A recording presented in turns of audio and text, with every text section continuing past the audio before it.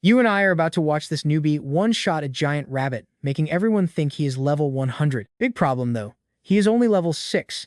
To one-tap a beast like that, you need to be level 90. Maybe an assassin at level 70 could do it with crazy buffs, but a level 6, that is basically impossible. This is not just talent, this is straight up disrespecting the entire game system. Every player watching wanted him in their guild. Specifically, this rank 4 world player who leads a top-tier guild. After witnessing that stunt, she is totally floored. She is ready to recruit him on the spot. But here is the secret.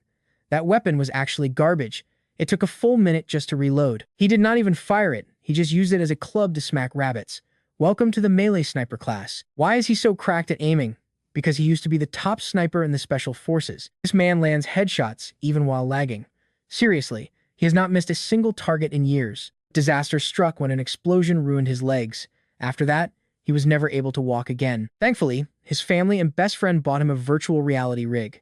Now, he can finally walk again. He enters the world totally naked, just like birth, and meets the non-player character running the whole game. After getting mocked for his small package, he has to choose his name and appearance. He decides to just use his real name and face. Even the game guide thinks it is weird he does not want changes, but honestly, just walking makes him happy. It is settled and he spawns in. A bright light flashes and he finally feels solid ground under his feet. First mission, test out those legs. He throws a massive high kick and starts sprinting like a maniac. Suddenly, a man walks up and introduces himself as the guide for the Midlands region. He is a walking tutorial and feels totally suspicious. Yeah, he is another non-player character. He explains stamina and points out a random girl. The guide actually tells him to go over and grope her. Yeah, very professional. Step 2 of the tutorial, how to go to jail. Our hero just starts punching him for being a creep. The guy gets up and says doing that would get him banned from the city. That was the real lesson. Talk about trauma-based learning. But stick with me. What if he actually listened to that crazy guy? The guide says he is a fast learner and tells him to hit the training grounds before running off. Our main character is still testing his legs by zooming through the city. He runs so much he unlocks a pro runner skill. Now he has more stamina. He heads to the training field and grabs a sword for a quick practice session. Instructor screams that in this world, as long as you have the will to survive, the god of combat will guide you. But when he swings, he feels his body moving on its own. He realizes this is combat assist. That is pretty lame, so he decides to swing using his own talent instead. He did not expect to absolutely obliterate the straw dummy with just a single strike. Everyone is shocked that a level 1 can do that. Now, you saw that too, right? He just gained a new talent. She says she is happy to see him, but he points out it has only been one day. Weapons appear everywhere and it is time to choose a class. He sees a cool-looking staff and heads over. But before he touches it, a rifle catches his eye and immediately grabs his full attention. The demon girl from earlier is holding it. It looks like an old-school rifle, almost like a Garand. She calls it an old 1700s-style musket. He is hyped and asks to try it out immediately. Reloading is incredibly realistic. Doing everything by hand takes a literal eternity. It is heavy and slow, but anyone in its way is cooked. He fires, but the shot curves wildly. He misses at point-blank range. She asks if he read the stats. Muskets have terrible accuracy. He tries again, reloading for a full minute while complaining. Who would actually use this piece of junk? She thinks he is doing okay for a beginner. He asks for better range options. He shows him bows, which are way better. Our hero complains these options are risky and dangerous. She explains the weight is for game balance. He asks about disabling combat assist, but she acts like a robot. He gets it. The system cannot help him. He has to figure this out by himself. He will test it solo for more damage. But trust me, you and I need to see what happens when the game blocks his logout. You and I are watching him get trapped by a non-player character who refuses to let him exit. He realizes this trap stops players from min-maxing their builds. No choice. He has to lock it in. Ejecting the musket, he reaches for the powerful magic staff. The second he touches it, he is launched skyward, screaming at the top of his lungs. He wakes up in reality with his mom calling out. She pulls the headset off, worried he is actually sick. Says he is fine, but she thought he was in pain and shut the game down to wake him. Li Hao assures her he is okay, but asks her to use the call button instead next time. He leaves him to rest. He remembers his cousin said money is made with a good class. Then, it clicks. The non-player character blocks logging out until a class is picked, but he was forced out. What happened now? Searching online, he finds a similar case where someone got stuck with a totally random class. Deleting a character takes up to 6 months of waiting. He tries to stay calm, telling himself he grabbed the staff in time to become a mage. He logs back in. His class is Musketeer. So yeah, he is officially stuck with that absolute trash tier weapon. Better than waiting months, so he accepts it and gets new skills. One is Bayonet Charge, which he thinks is trash for burning all his mana. Complaining, he He figures he can at least use the blade if he misses. An adventurer non-player character approaches and gives him a quest. Hunt rabbits, no choice but to agree. He heads out, watches others, and lines up a shot. Here is where you and I see things fail. Breathe, aim, fire. The shot bounces off. Smoke blocks his vision, but there is no way he actually missed. Rabbit just stares at him, looking completely pissed. He missed badly, and now the creature is charging him. He can't even pour the gunpowder in before getting kicked. No time to reload, and since death is real, he runs. He gets some distance and looks back to shoot. The rabbit is already on him, running at insane speeds. It catches up and lands a kick that hits like a gunshot. Other players mock him, saying he should just uninstall if rabbits are winning. He is already at half health. Exhausted, he drops the rifle and screams in the rabbit's face. He swings the gun like a club, sending it flying. The gun is not just for shooting. Almost fainting, he uses the musket for balance and charges at the others. He takes a beating but keeps swinging instead of shooting. The other players watching are beyond confused by this. A long-range class fighting in melee. He finally kills the rabbit, but cannot believe he missed that point-blank shot. He knows if a simple rabbit is this hard, monsters with more health are going to be a nightmare. Another player kills rabbits easily with a sword. Li Hao feels like the system is purposely ruining his life. He decides he won't lose to this system and tests the realism. He goes home and researches how weapons work. Looking at trajectory and range, he realizes that with assist on, he only gets one shot every minute. He decides using the musket like a club is best until his skill improves. Then, his mom interrupts his thoughts. His mom hopes the game helps his sadness. He thanks her and promises not to be long. Trust me, you and I know the stakes are high. He swears he will make money here. He can't walk outside, and maybe this pays for surgery to walk again. Back in the game, other adventurers are startled by a loud gunshot and wonder if guns actually exist here. They see Li Hao reloading so slowly it looks like a magic spell. He is proud, but they just laugh. Such a slow class, he should just quit. They mock him for only shooting tree stumps instead of hunting. Ignoring the insults, he focuses on accuracy. He counts his ammo and heads back to the rabbit fields. He calculates distance and wind before firing. The bullet only grazing its paw makes the rabbit even more furious. Then it turns into a total fist fight. Li Hao swings the musket, pissed that he still cannot land shots. Finally, he kills another rabbit. He gains achievements, stats, and a level, ending up on a low-tier hero ranking, but the musket breaks. It was disposable. He is annoyed, knowing the handle wouldn't have survived many more hits anyway. Other players watch, having no idea what is actually going on here. He beats another rabbit and screams that hitting things is easier than shooting. He levels up and gets praised. Word spreads about the guy who kills monsters by pistol whipping them. He finishes his mission and gets a backpack. He refuses the repeat quest and counts his cash. Trust me, you and I can see he's had enough. He is nowhere near enough for surgery. But walking through town, Madame Lu offers him 7 copper for every piece of rabbit meat. All right, you and I are about to watch a simple restaurant delivery turn into a total meat hunting nightmare. Li Hao snags a new quest to hunt a black-furred rabbit, but this is just part 1 of a chain. Madame Lu warns it is a rare beast and hands over a lure. If he messes up the order, she is definitely coming for him with a knife. Before leaving, he stocks up on ammo. Gunpowder prices are insane since there are basically 0 musketeers in this town. His class is already bottom tier, yet everything still costs a fortune. The seller offers cheap, unstable powder, but Li Hao knows it will just ruin the meat. He pays full price, but the shopkeeper still refuses to give him the quest. No work for a guy crying over ammo costs. He walks out grumbling that he should have just picked the mage class. And it hits him, quests have prerequisites. The chef only gave him a job after seeing his previous rabbit kills. Now he has to crack the code for every NPC. Suddenly, his stomach growls, great. This game has a hunger system too. If hunger drops below 30%, the penalties kick in. He hits the tavern for bread, but the place is already closing. Time follows real-world hours, so shops shut at sunset. He sprints to the last open stalls, but the prices are total robbery. Now watch this. Li Hao senses a quest opportunity when the owner mentions rabbits are eating all their wheat. He tries using his work for the vice captain to score some bread. Too bad he's the 20th adventurer to try that line today. Pests breed way too fast, but she suddenly changes her tone when he brings up Madame Rue's legendary black rabbit. She asks if it is Angus, a beast stronger than normal, and doubts him. No one fighting Angus would be broke enough to beg, but when Li Hao reveals that stinky pouch, she finally believes him. Collect herbs in the rabbit's nest.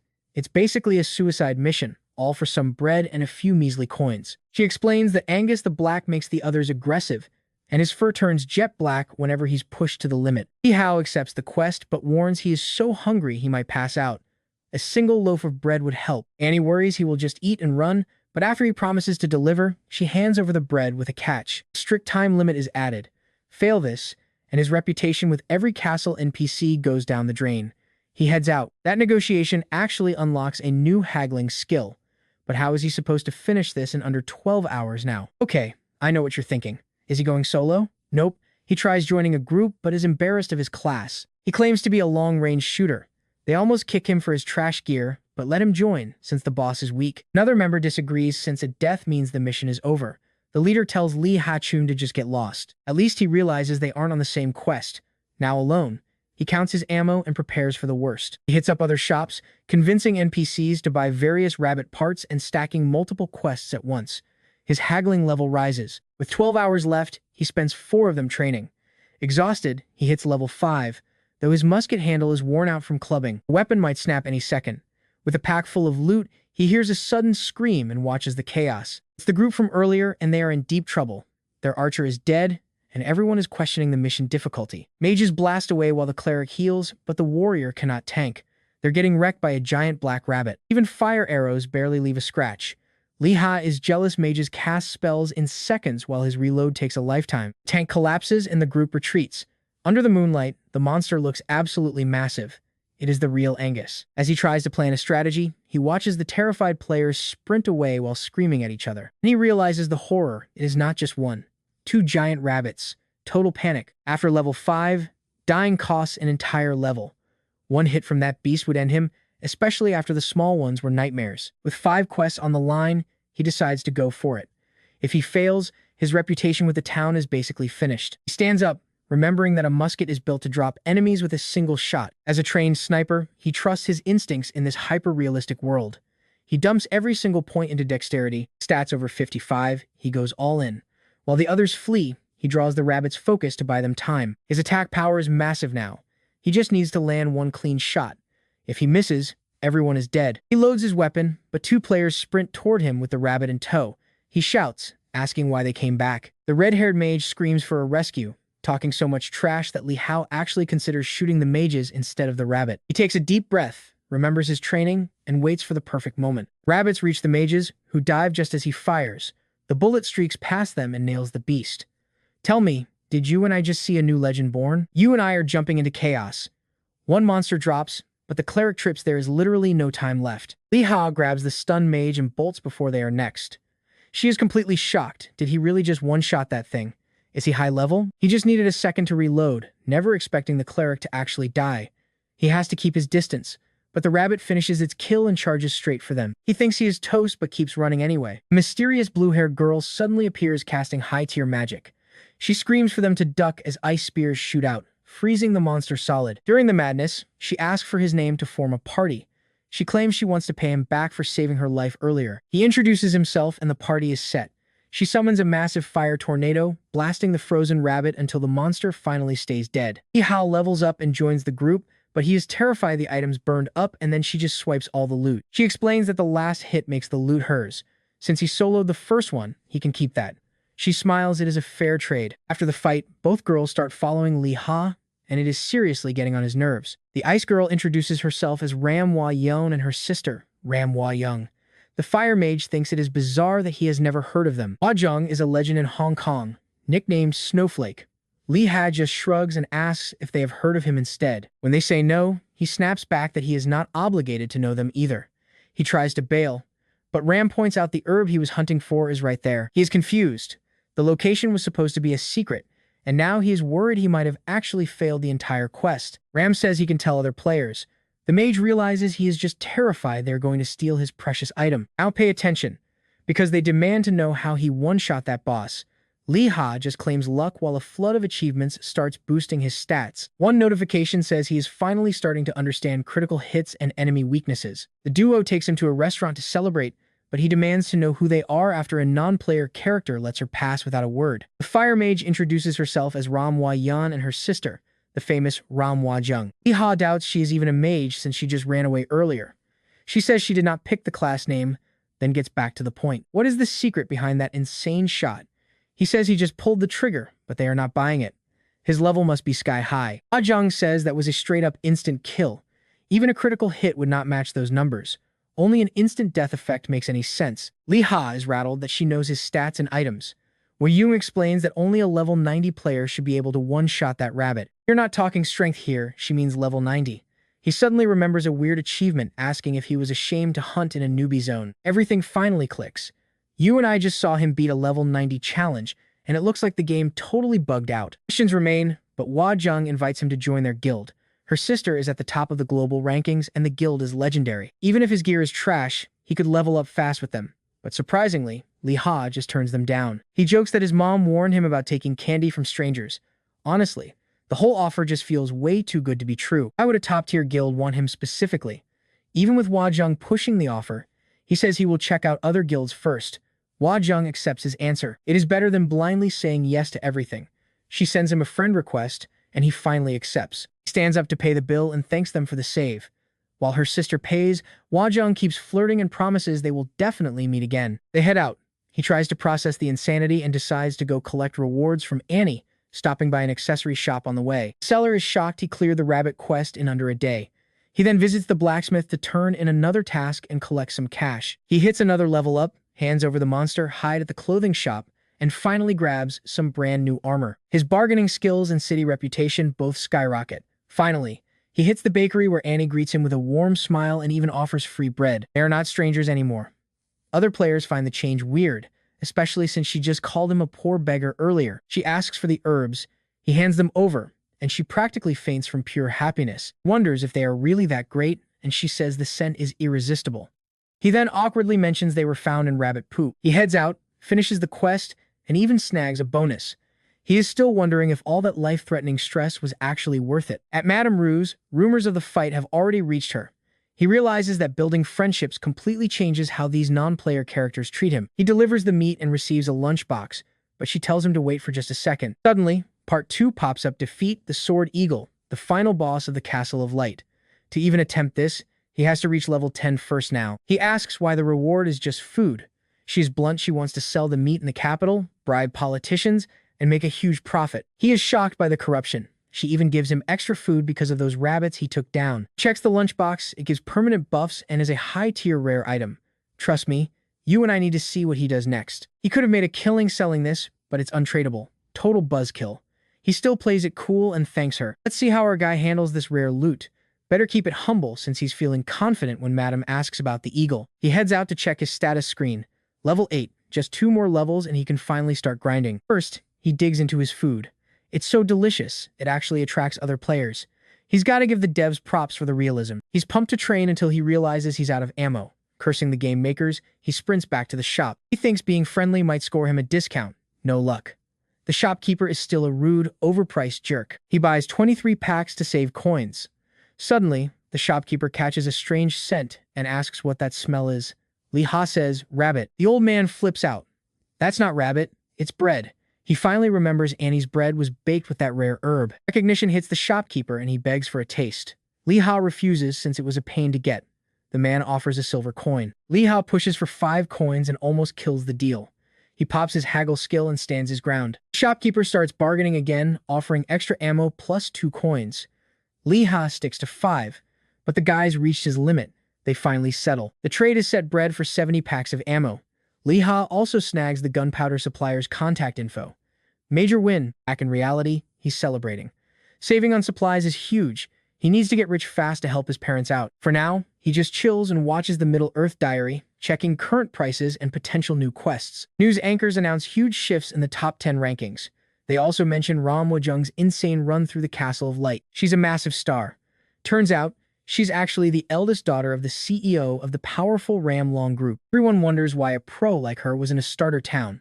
A witness claims she was scouting for a specific player. Nobody knows who the mystery player is, but they must be incredibly strong. Li Ha realizes they're talking about him and feels relieved. Then the commentator mentions the player used a firearm. He totally freezes. Now pay attention, because this is where it gets really embarrassing. A video showing his face while talking to the girls just leaked for everyone to see. The comments are savage, saying he was just pretending to be a noob to hit on the girls. He almost likes the attention until users start asking what kind of idiot would actually play a musketeer. He thinks joining a guild might help the grind, but it feels too good to be true. Time to jump back in. In-game, he turns in fox pelts for a trash reward and takes a wolf hunt quest. He gets a free repair coupon, which is perfect. He heads toward the plains, even though there's a danger sign. he sits down and waits for a party. Having teammates would give him time to reload, but nobody's around.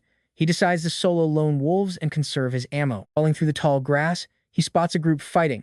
Tank holding aggro, mages blasting, healers doing their thing. Feeling a bit jealous, he makes his move. He preps his gun using a tactical trick he saw and fires. Perfect hit. Suddenly, another wolf with glowing red eyes jumps out. He didn't even see it coming. His musket's durability is low, so he can't get hit. He fumbles for ammo. He needs 60 seconds to reload, but that wolf is way too close for comfort. He reloads with shaking hands and barely has time to aim. But then, something weird happens. The wolf doesn't charge. He realizes the beast is actually zigzagging, trying to stay out of his line of fire. Smart animal. At that speed, he'd miss even at point-blank range. He considers retreating, but doesn't want to lose the first wolf's loot. You and I both know he's about to do something crazy. He lets out a massive shout to bait the beast. Since the wolf's movement becomes predictable, Lee Ha fires and clips it. The predator drops, not even knowing what happened. His shout perfectly mimicked the sound of a gunshot to fool the wolf. Was it smart for noticing the pattern or just plain stupid? After leveling up his musket mastery, he scans the area for threats. He looks totally clear until a massive shadow looms behind him. A voice asks how he pulled that off. It's a huge player accompanied by a lizard man and a crow. Lee Ha panics thinking they're monsters, but they're just players. He's stunned. He's only seen these exotic races on the wiki. He tries to leave, but the lizard calls him back. They're curious if he's a solo hunter and how he one-shotted those wolves. Then, they actually invite him to party up. Their levels are pretty similar. Even though he's nervous, he realizes they just need help dealing with packs of 3. They notice his slow reload and offer to cover him. He agrees, hoping his level 8 status isn't a problem. The hunt begins. Damage over time everywhere while the giant tanks. The lizard introduces himself as Biemi, a poison mage. The giant's name is Jingong. And just as Lee Ha asks about his class, we're left with a massive sense of deja vu. Alright, you and I are jumping into the story of Jing, the guy who accidentally became a druid. Even the giant looks embarrassed. People are actually giving him pity donations. Biemi quickly pivots, mentioning he hails all the way from Vietnam. Lee Ha likes this crew, despite being the only real damage dealer. They jump in, but the battle is absolute chaos. Jing starts shouting at his crow to attack like some little kid watching Saturday morning cartoons.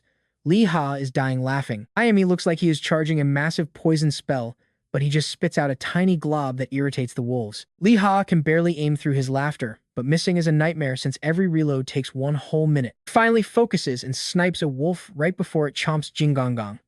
Then, another one lunges at them. Jing raises his massive fists and brings them down like hammers, while Biemi rushes in with his sword for the kill. The third wolf appears, but Lee Ha is already reloaded and drops it instantly.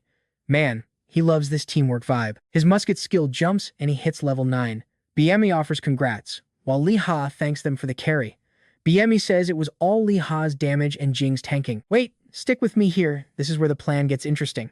Biemi suggests waiting to turn in the quest. That way the massive reward pushes him straight to level 10, allowing them to tackle the Eagle mission together. He agrees, and they spend days grinding while other players stare at their bizarre party setup. Jing gets better at tanking while healing and screaming out his moves. Biemi pops up behind them, spitting poison. Lee Ha steps from the shadows to finish the job. It is weird, but it works. Biemi can actually cast while moving. Jing compares it to running with a full cup without spilling. Lee Ha recalls only seeing that with top-tier pros. How is Biemi doing that at level 9? He keeps the question to himself and checks their experience points. Biemi notes the Eagle quest is for level 12, but they can grind until Lee Ha finally hits level 10. Lee Ha thought they needed 5 high-level players, but Biemi wants to try with 3. After more fighting, night finally falls. The whole squad hits level 10. They head back to town, turn in the pelts, and Lee Ha officially reaches level 10. Suddenly, Lee Ha's screen turns bright red. He is confused until he realizes he just completed a secret hidden quest. 100% friendship with the town. He gets an honorary title, flashy effects, and a sweet repair coupon reward. Cringing from all the attention, he runs away. Outside the village, he catches his breath and complains about the spotlight. Biemi explains that only rookies live there. Nobody has ever seen someone hit maximum reputation before. Now, I know what you are thinking. How did Biemi know? He claims he saw the animation online, but Lee Ha is suspicious. Usually quests only give 60%. Lee Ha remembers all the extra chores he did while hunting for the townspeople. Biemi and Jing are stunned. They had no idea. Internally, Biemi still cannot believe Lee Ha killed Angus at level 5. Afterward, Lee Ha heads to the ammo shop. Even with his reputation, prices are still high, so he starts haggling. A non-player character tries to offer a side quest, but he cuts them off. He just wants that eagle mission. He gets the quest and discovers the reward is kingdom reputation. With everything ready, the three of them head out. On the path, they see players who failed and lost their tank. Lee Ha calls them campers, being a bit hypocritical. They ignore the noise and keep moving. They eventually reach the meeting spot filled with parties and vendors. Baimi says bad groups rely on gear to survive. Lee Ha remembers a strong team that failed and wonders if they can win. He suggests finding more members, but BME says nobody would join a weird level 10 team. Then he asks Lee Ha to trust him. There is a plan. The dungeon portal opens and Baimi asks for cover. Leon fights off wolves until her sister arrives and tells them to back off. She freezes everything with ice mist. Wei-yin complains they are gone. Her sister says save mana since these enemies give 0 experience. Wei-yin teases her for showing off. Huiyan Zhang claims it did not even use 1% of her mana. Huiyan is grateful for the carry. Huiyan Zhang reminds her she needs the last hit to get the experience points. No time to waste. She tells her sister to use a stronger spell. Huiyan doubts the range, but her sister says, trust me. She chants in Norse. The enemies close in, then get surrounded by freezing air and stabbed by ice spikes. They drop, barely alive. Huiyan Zhang leaves the party so her sister can scoop up all the experience points. Huiyan fires off enhanced fire arrows and finishes them. Back in the dungeon, Lee Ha readies his musket. Yemi asks if Jing Gong has the one with nature skill. He does, but only for utility. Lee Ha is impressed. BME knows this. So, you and I will have to see if this crazy plan works. The lizard man leads the way into battle. Stick with me, we are about to see BME coat himself in poison while Lee Ha calls him insane for trusting nature. No wolves will touch them. They push toward the Sword Eagle boss territory until a lone wolf actually appears. Lee Ha panics, but BME tells him to chill and walks straight to the beast. It does not attack. Success. This realistic artificial intelligence avoids toxic prey. Since the lizard man resists poison, he just slathers it on himself. Jing hides as a tree while Lee Ha uses the toxic scent. It is a genius loophole until a loud crow suddenly flies up calling for Jing. Their cover is blown. The wolves catch the scent way too late as 20 of them surround the entire group. Jing apologizes and offers to distract the pack while the others run, even if it takes him 2 days to respawn. Lee Ha refuses to ditch his friend. While the others stay calm, he starts cooking up a desperate plan using the game artificial intelligence. He begs for a second. Jing asks what the move is because if they stall, the wolves are biting. Lee Ha steps up and reminds them they are a team. If they go down, they are going down, swinging together. Jaime asks for the plan. Muskets usually only hit one target, but Lee Ha reloads using 2 whole packs of gunpowder and absolutely 0 bullets. He shouts to cover their ears before firing a massive explosion. The other 2 nearly go deaf and start complaining. Now the wolves are definitely coming. Wait, the pack actually turns around and ignores the group entirely. Lee Ha yells at them to run now and explain later. As they escape, he reveals he used a different tactic. Watch this. The wolves follow the gunpowder scent while BME realizes it was all just a brilliant sound and smell distraction. Success comes from the game realism. Even humans cannot handle the smell of gunpowder from that close. Praises Lee Ha's knowledge and asks if he's played Middle-earth before. Lee Ha thinks it's obvious since they're in it, but Baimi switches topics. Jing asks them to look away so he can summon his crow. They assume it is some kind of top-secret skill. He's actually just embarrassed. They insist on watching, so he performs a ridiculous dance ending with a super shiny pose. The others burst out laughing. He claims without the dance it won't work, since summons must come from the heart. They keep teasing him until the crow finally arrives. Then they head up to the mountain peak to face the final boss. From a distance, they spot the eagle, and it's way bigger than expected. Lee Ha jokes they will be fighting house-sized monsters soon. This boss is 4 times larger than normal eagles. Baimi warns that it always starts the fight with a dive bomb. It can rip arms right off. Then it lands and lets out a supersonic screech to stun them. They must attack while it is perched. Below 30% health, it cannot fly. Jing does damage while BME pulls minions. Lee Ha asks to take the first shot. Aimi wants to wipe out the small birds first. He asks why Lee Ha wants to go with a riskier option. He might miss from that distance, but Lee Ha claims he can hit from 90 meters. If not, Baimi starts casting. He tells Jing to drop. He's using his body as a rest. The big guy becomes a human tripod, looking miserable as Lee Ha takes his aim. Eagle lines up. Since the bullet is slow, he leads the shot and fires. Direct hit. Tell them to charge when it falls. You and I both know that is a new achievement. He killed the boss in 1 shot. Everyone levels up musket level 4. Get a sword, eagle feather, and +1 to all stats. Jing says thanks while BME stands there in disbelief. They grab the loot. Ejection starts in 30 seconds. New achievements pop up, including one roasting him for hunting in a beginner zone. Another, sniper etymology, gives him the calm heart skill and big stat bonuses. Then yet another message appears. He is the second player worldwide to get this, entering the Hall of Fame. No time though, BME yells for them to escape. Outside the dungeon, they celebrate finally becoming real players. Back in town, everyone is buzzing about the massive bonus rewards. BME demands to know how he one-shot the boss. That wasn't a weak mob. Even with high damage, it should have taken a long time. Buff? Nope. A critical? Maybe. Luck? Lee Ha says if he knew the trick, he would be level 50 already. BME isn't buying it. Honestly, Lee Ha is just as confused. The lizard man apologizes, and Jing says their party just hit the ultimate jackpot. Lee Ha recalls the sniper motto, never let them know it was you. He keeps it low-key while turning the quest into the captain. He earns major reputation with the entire country. He levels up and gets a letter to the famous Brown Best Musketeer Academy. The captain says he will learn way more about enemy weak points at the capital. It is weird the captain knows his secrets, until he remembers the achievement that totally revealed his ability to find monster weaknesses. Suddenly, the guy gives him a giant hug, thanking him and begging him to become a legend for the whole kingdom. Lee Ha knows his reputation is just maxed out, but the whole thing is still super awkward. Other players think it's weird too. Let's see where they head next. Jinggong is off to the Emerald Forest to train as a druid. Alright, you and I are back with Lee Ha as his group splits up for their own separate journeys. They trade goodbyes, and Lee Ha checks his status. Man, those achievements are starting to stack up. His stats are looking solid despite his focus on dexterity. He hits level 12 and discovers the Calm Heart skill. It boosts accuracy, but only after 3 seconds of stillness. He complains about the 30-second cooldown, hoping it levels up. Time to turn in that quest to Madame Rue.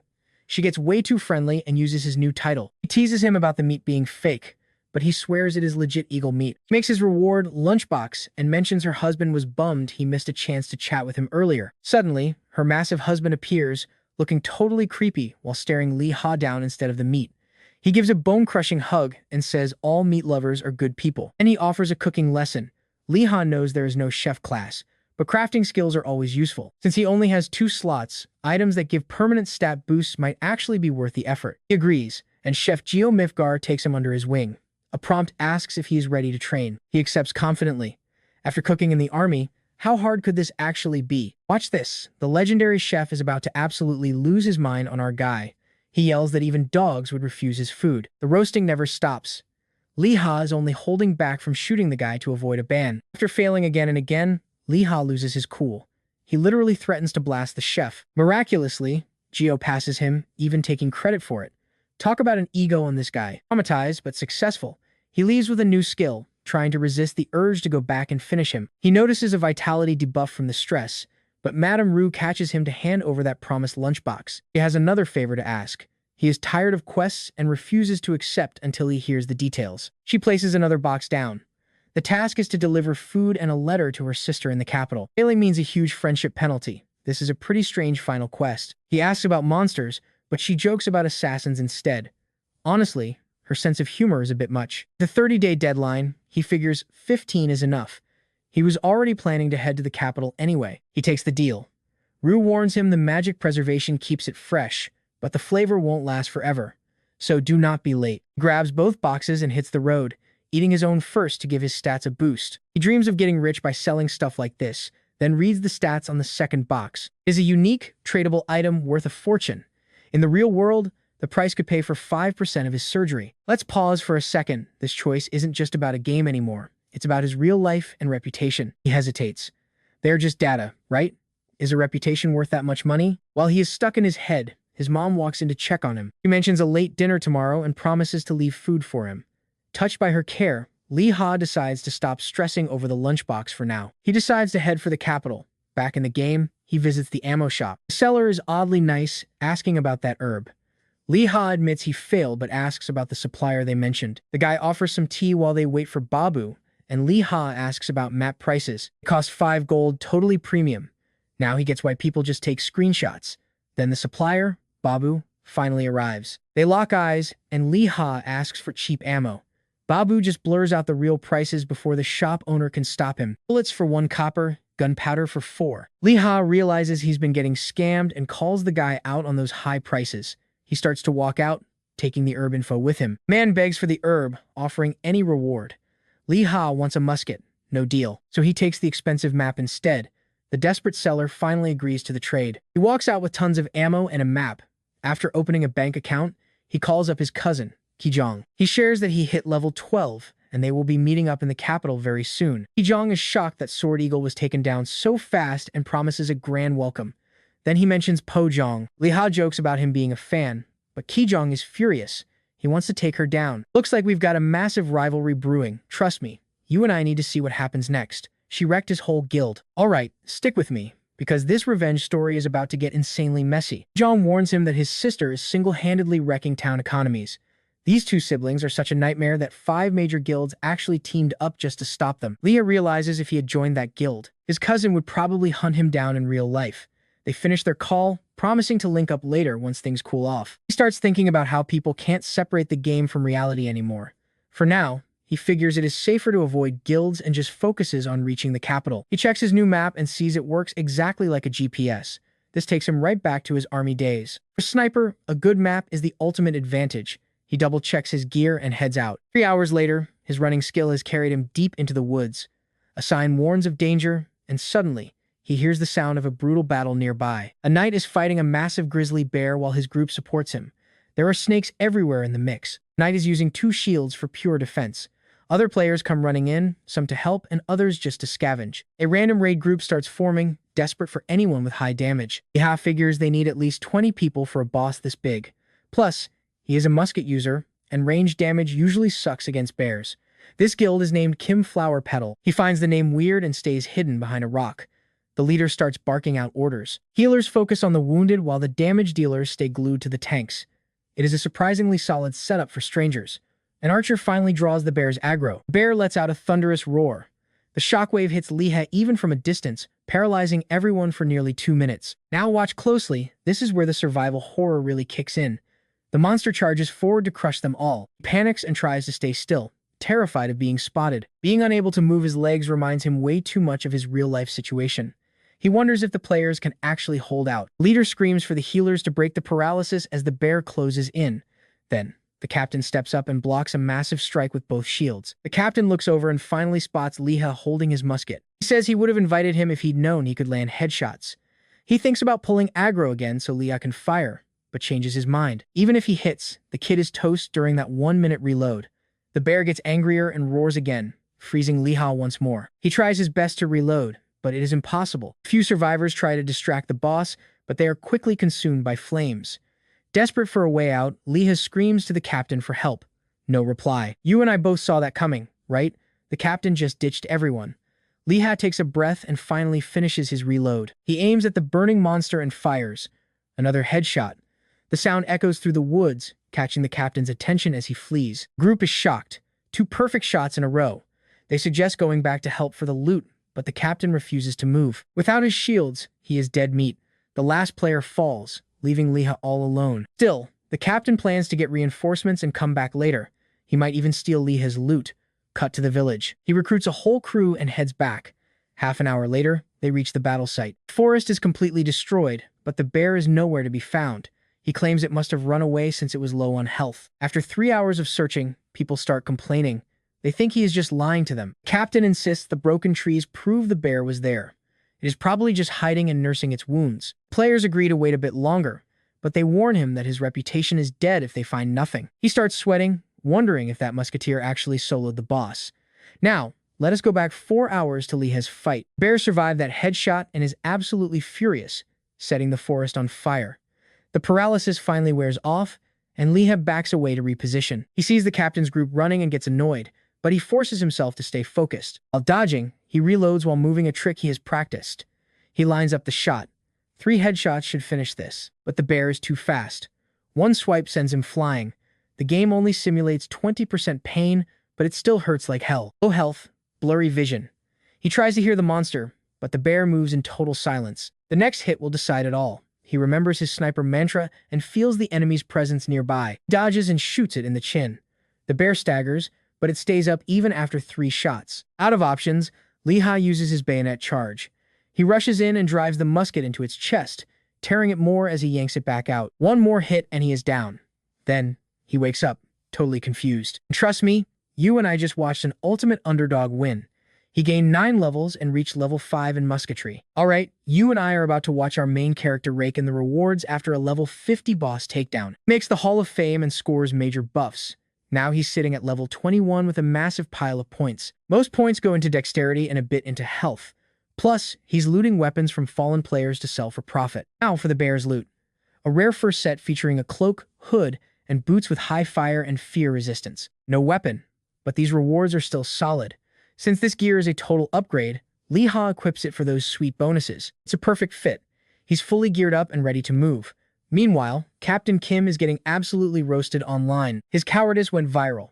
In the real world, he's just as massive and ends up smashing his keyboard in a total fit of rage. Clueless that Lee Ha killed the boss, he swears he'll hunt down whoever stole his glory. He suspects our guy, but doubts a solo player could win. Even so, he decides to dig into his background. Back in the game, Lee Ha keeps his cool. With fire resistance, he might even survive Wei Yun's deadly magic. He wonders if he'll have to face the sisters later and pulls up his map to plan his next move. The others are far off in different kingdoms, but his stomach is growling loudly. Looks like it's time for some bear hunting. He hits level 23 and spots a target. He checks the wind, fires, and gets a graze, but the bear barely reacts. His new first set actually prevents aggro from other bears.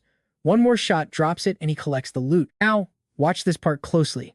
A white cub appears and it's way too cute, it actually starts clinging tightly onto his clothes. Lee Ha realizes he probably killed its mother and the guilt hits hard. He just can't bring himself to shoot. He offers it bread instead. The cub is thrilled, and honestly, it looks like he just found himself a future pet. He tries to walk away, but that sad face stops him cold. He sighs and picks up the little guy. He calls Kijong and Ong to say he'll be late.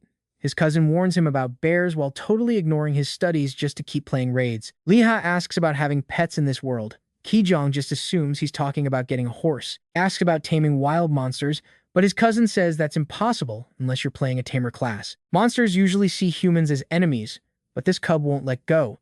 He asks if he can raise it like a baby. Kijong explains that cubs are rare and give full experience points, so most players just kill them on sight. I know what you're thinking, no way, he kills it, right? He says goodbye and looks at the cub with a heavy sigh. If he leaves it behind, some other player will just farm it. So he brings it along and hits level 24 the next day. He notices the cub is gaining experience and growing fast. He keeps looting until a golden snake suddenly bites his leg and vanishes. Poison. 50 damage every 10 seconds for the next 3 minutes. He survives with almost 0 health. The cub finds and kills that snake. Lee Ha hugs the bear, but it immediately starts devouring the snake without mercy. After that meal, the cub grows way too fast. Before long, it's actually big enough to be a mount. Next day, the bear is massive and Lee Ha is riding it. Other players keep attacking them, thinking it's a wild boss. Our protagonist has to step in and defend his pet.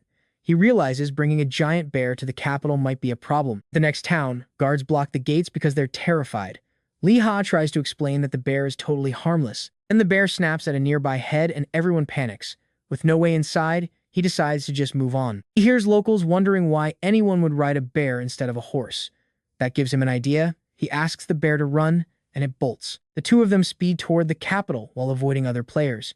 2 days later, they finally reach the outskirts of Ailstock. Seeing the castle makes him think of home, the academy, and finally reuniting with his cousin after all this time. He gets off the bear to walk quietly and avoid attention, but walking slowly doesn't help one bit. Just getting close is enough to make players freak out. Lee Ha tries to explain he raised this bear since it was a tiny cub, but nobody listens, and they force him back toward the walls. Non-player character guards arrive and start preparing to launch a full attack. Annoyed, he warns them that anyone who touches his bear gets shot. The mages ignore him and launch fire and ice spells. Lee Ha fires an intercept shot and notices something strange. A mage steps forward, raising a holy shield and an anti-magic zone. The bullet and the spells get compressed into a blinding sphere of light before completely vanishing. The flash blinds everyone. When the dust clears, a knight orders Lee Ha to lower his weapon immediately. No trouble allowed in Ailstock, these are holy knights. He says it was all a misunderstanding, so there won't be any punishment. And that is where we leave it, trust me. If he fires again, things are going to get very ugly. Alright, you and I are about to see a knight let a literal bear cub slide after some serious city chaos. Magic is banned here, but they were just protecting people. The knight finally clears out the massive crowd. Lee Ha starts walking off with his bear, but wait, they call him back and ask for a moment. He smells an ambush, but the knight, Sir Cindergaard, swears on his honor that they won't harm the bear. Lee Ha is still lost, so Cindergaard orders Sir DeGrom to guide him. He has zero choice but to follow. While walking, Cindergaard notices the holy shield, supposed to be unbreakable, actually cracked from Lee Ha's powerful shot. That oath alone nets Lee Ha a big achievement and 50 extra reputation points across the entire continent. Grom stops and asks about the bear. Since Lee Ha is an honorary Light Guard member, he tells him to chill out. Cinderguard catches up, saying a guy like Li Hao would never be the type to cause real trouble. Our hero is shocked. How did they even know he was an honorary guard? Turns out, they know he serves the kingdom. It was his high quest reputation that finally made these knights trust him. So he spills everything how he tamed the bear while traveling and even took down a massive bear of agony. Cinderguard gets that it's a pet, but he just can't have a giant bear roaming around Ailstock City. Now pay attention here, they're worried about a mass panic, so they suggest releasing the little guy into the wild. Li Hao hesitates because players might attack a tame bear. It's a tough call for any monster tamer to make. He finally agrees to let him go. The poor little cub looks so confused as they say their goodbyes. Before he leaves, DeGrom asks for his name. It's Li Ha, the legendary musketeer. Knights sprout actual angel wings and fly off. Li Ha is totally jealous of that ridiculous god-tier aura they have. Li Ha takes the cub out until nightfall. The bear gives him one last hug before they have to split. He tells the little guy it's for the best. He's gotten attached, but he has to walk away right now. Suddenly, the bear bites his hand. Li Ha freaks out. I mean, what is this little guy doing? Bear starts licking the wound and a bright light erupts. A Soulbond achievement pops up out of nowhere. He's only the third player ever to get this. He enters the Hall of Fame while the bear starts crying. Li Ha promises he won't forget him. At that size, the bear probably won't be hunted, he'll be doing the hunting. Let's pause for a second. This goodbye hits way harder than when he left his old partner, Miami, right? Absent-mindedly kicks a rock into a wolf, and as it charges, a brand new skill suddenly flashes on screen. He can now summon the bear's soul anytime. It's half his level, but has the potential to grow way stronger. Meanwhile, the cub finds a new pack and instantly starts acting like the boss of all the other bears. Morning hits as he returns to the crowded capital. He wonders how to find his cousin and gives him a call. His cousin explains that Ailstock is basically the endgame spot for players with nothing better to do today. Jung says he's been waiting at the south gate forever. The crowd is just absolutely insane this morning. Li Ha is lost, but his cousin tells him the gate doesn't even have landmarks to look for anyway. Turns out, Jung was standing right there. Li Ha is annoyed. Why didn't he just say something earlier? Jung just wanted to watch him struggle like a total noob. Typical cousin behavior, if you ask me. Then Li Ha notices something. His cousin's gear is way more high-end than he ever expected for his level. Jung looks at the bear set and asks if he bought it. Li Ha says he actually hunted it himself. His cousin can't believe it, but then a red-haired mage named Haiyan shows up to meet the legendary sniper. He's heard about Li Ha's real-life sniper skills and how much potential the guy is hiding. Jung gets a bit shy about the praise, but Li Ha realizes his cousin is actually a solid guy. Another player recognizes the boss set. Beating that bear boss at such a low level is totally unheard of. The guy calls himself Sosuke. He's not Japanese, he just picked the name after a really famous anime character. Jung asks about the boss video where a famous tank, Captain Kim, totally freaked out and ran away. Sosuke notices something very specific about Li Ha's gear, but he decides to keep his mouth shut for now. Finally, Jung introduces Tile. He brought the whole squad together just to help our main guy level up. Trust me, you and I are going to love their reaction when they find out he's already level 25. Stick with me, you're about to witness an insane level up. Li Ha just confirmed the news after his recent hunt. If he took down that sword eagle, he should only be level 12. Gaining 10 whole levels in one go makes absolutely no sense. The group starts hounding him for his number since they'll be seeing a lot of him. Pretty soon, everyone's asking to be his friend. Haiyan cuts things short. They've got business to attend to, and Jung gives his boss the respect a guildmaster deserves. They head out through a portal, leaving the cousins behind. Jung's totally jealous teleporting is way cooler than walking everywhere. He drags Li Ha to a tavern, demanding the full story while promising to pay for the snacks. Jung's blown away by his cousin's skills. Taking down a field boss is no joke, but high musket damage on weak points explains it. He rants about the failed bear raid. The team had zero chemistry, no coordination, and the whole thing just completely fell apart. He still remembers the captain ditching everyone, leaving that massive bear to just go berserk on the remaining players. That chaos gave Li Ha the perfect opening to aim. Since the bear was already low on health, Jung has to admit the truth. His cousin really is a boss killer. It reminds him of a guild archer who was totally useless until he turned auto-aim back on. They start debating range, and Jung's just confused. If his musket only hits 40 meters, how did he snipe the bear? Li Ha corrects him, it wasn't one shot, it was 3. Plus, he finished it off with a bayonet charge once he ran out of ammo. Jung can't believe the bear survived that long. Watch closely, because here's the bombshell. He's been hunting this entire time with zero aim assist. But why? He wanted to learn the hard way. Aim assist caps your accuracy at 50%, but manual aim is all about real skill. He reveals all 3 were headshots. Jung gets annoyed. Why keep a flex like that a secret for so long? He's sold. He begs Li Ha to join the guild, but our boy isn't ready to commit to that life just yet. His guild is one of the strongest, which is why he introduced Lee Ha to the leaders. Their boss is famous, appearing on television and ranked top 8 in Korea. One spell from him wipes out everything. But surprisingly, Lee Ha isn't even impressed. He's already met the world's rank 9, Wai Jung. He asks what his cousin's rank is. Hee Jung awkwardly reveals he's Master Templar K, top 100 in Korea. He starts bragging, but global rank 500 isn't exactly amazing to Lee Ha. The 100 million players? Yeah, it's huge. He's almost level 200, and the level cap is way higher than expected. Lee Ha is stunned. Ki Young promises to show him around the capital city before they head off to the academy together. Meanwhile, at the guild, Tile heads out for a mission, leaving Sosuke and Ha Yan alone to have a private chat. Ha Yan wants to speak in secret. Sosuke uses his specialized eye skills to confirm they aren't being watched, earning him a compliment. Very few people can evade his detection. They study a photo of Lee Ha. Despite the new gear, it's definitely the same guy. Level 25 confirmed. With those hidden stats, he's clearly no newbie. Haiyan wonders if he saw his list of achievements yet. He didn't. Haiyan suspects the Ram Witches are using this musketeer as a pawn against them. He's not falling for it. Sosuke admits he's unsure if they've realized the cousins are related or if they're just fishing for more information from them. The redhead snaps at him. Those were rhetorical. What's really bothering him is not knowing the witch's next big play here. Sosuke did spot the kid's title, Fearless. It provides a solid attack bonus for any player. You and I both know that's rare. You beat a monster 20 levels higher, so they must really trust him. His sisters clearly let him take the kill. This Korean recruit has to be that gun guy, the only musketeer at that level. He thinks the girls are helping the main lead. Sosuke says they still can't be sure. Yan points out he was just a broke newbie days ago. Now he's level 25 with rare gear and no legendary hunts. There's no way he pulled that off solo. When Sosuke suggests maybe he did, Ha-Yan slams the table in a total rage. Level 12 taking down Agonia Aso alone? Impossible. Someone's hiding his stats. Lee Ha just isn't smart enough to plan this. This whole setup was planned days ago. Kicks the table, ordering an increased bounty for the sisters and sending Kei to shadow his cousin. He warns Sosuke not to trust Kei and to keep monitoring Lee Ha. That's why he's involved. Use items to hide your location and keep things quiet while you track him down. Sosuke nods as a magic circle appears. With a fake, forced smile, Ha-Yan asks if he looks like a friendly guy. He's a terrible liar. Sosuke stays quiet as Ha-Yan gives him a quick hug before they finally teleport away together. Later in the city, Kei and Lee Ha are busy staring at a glowing system screen in a quiet alley. Kei complains about the map's price while Lee finds their spot.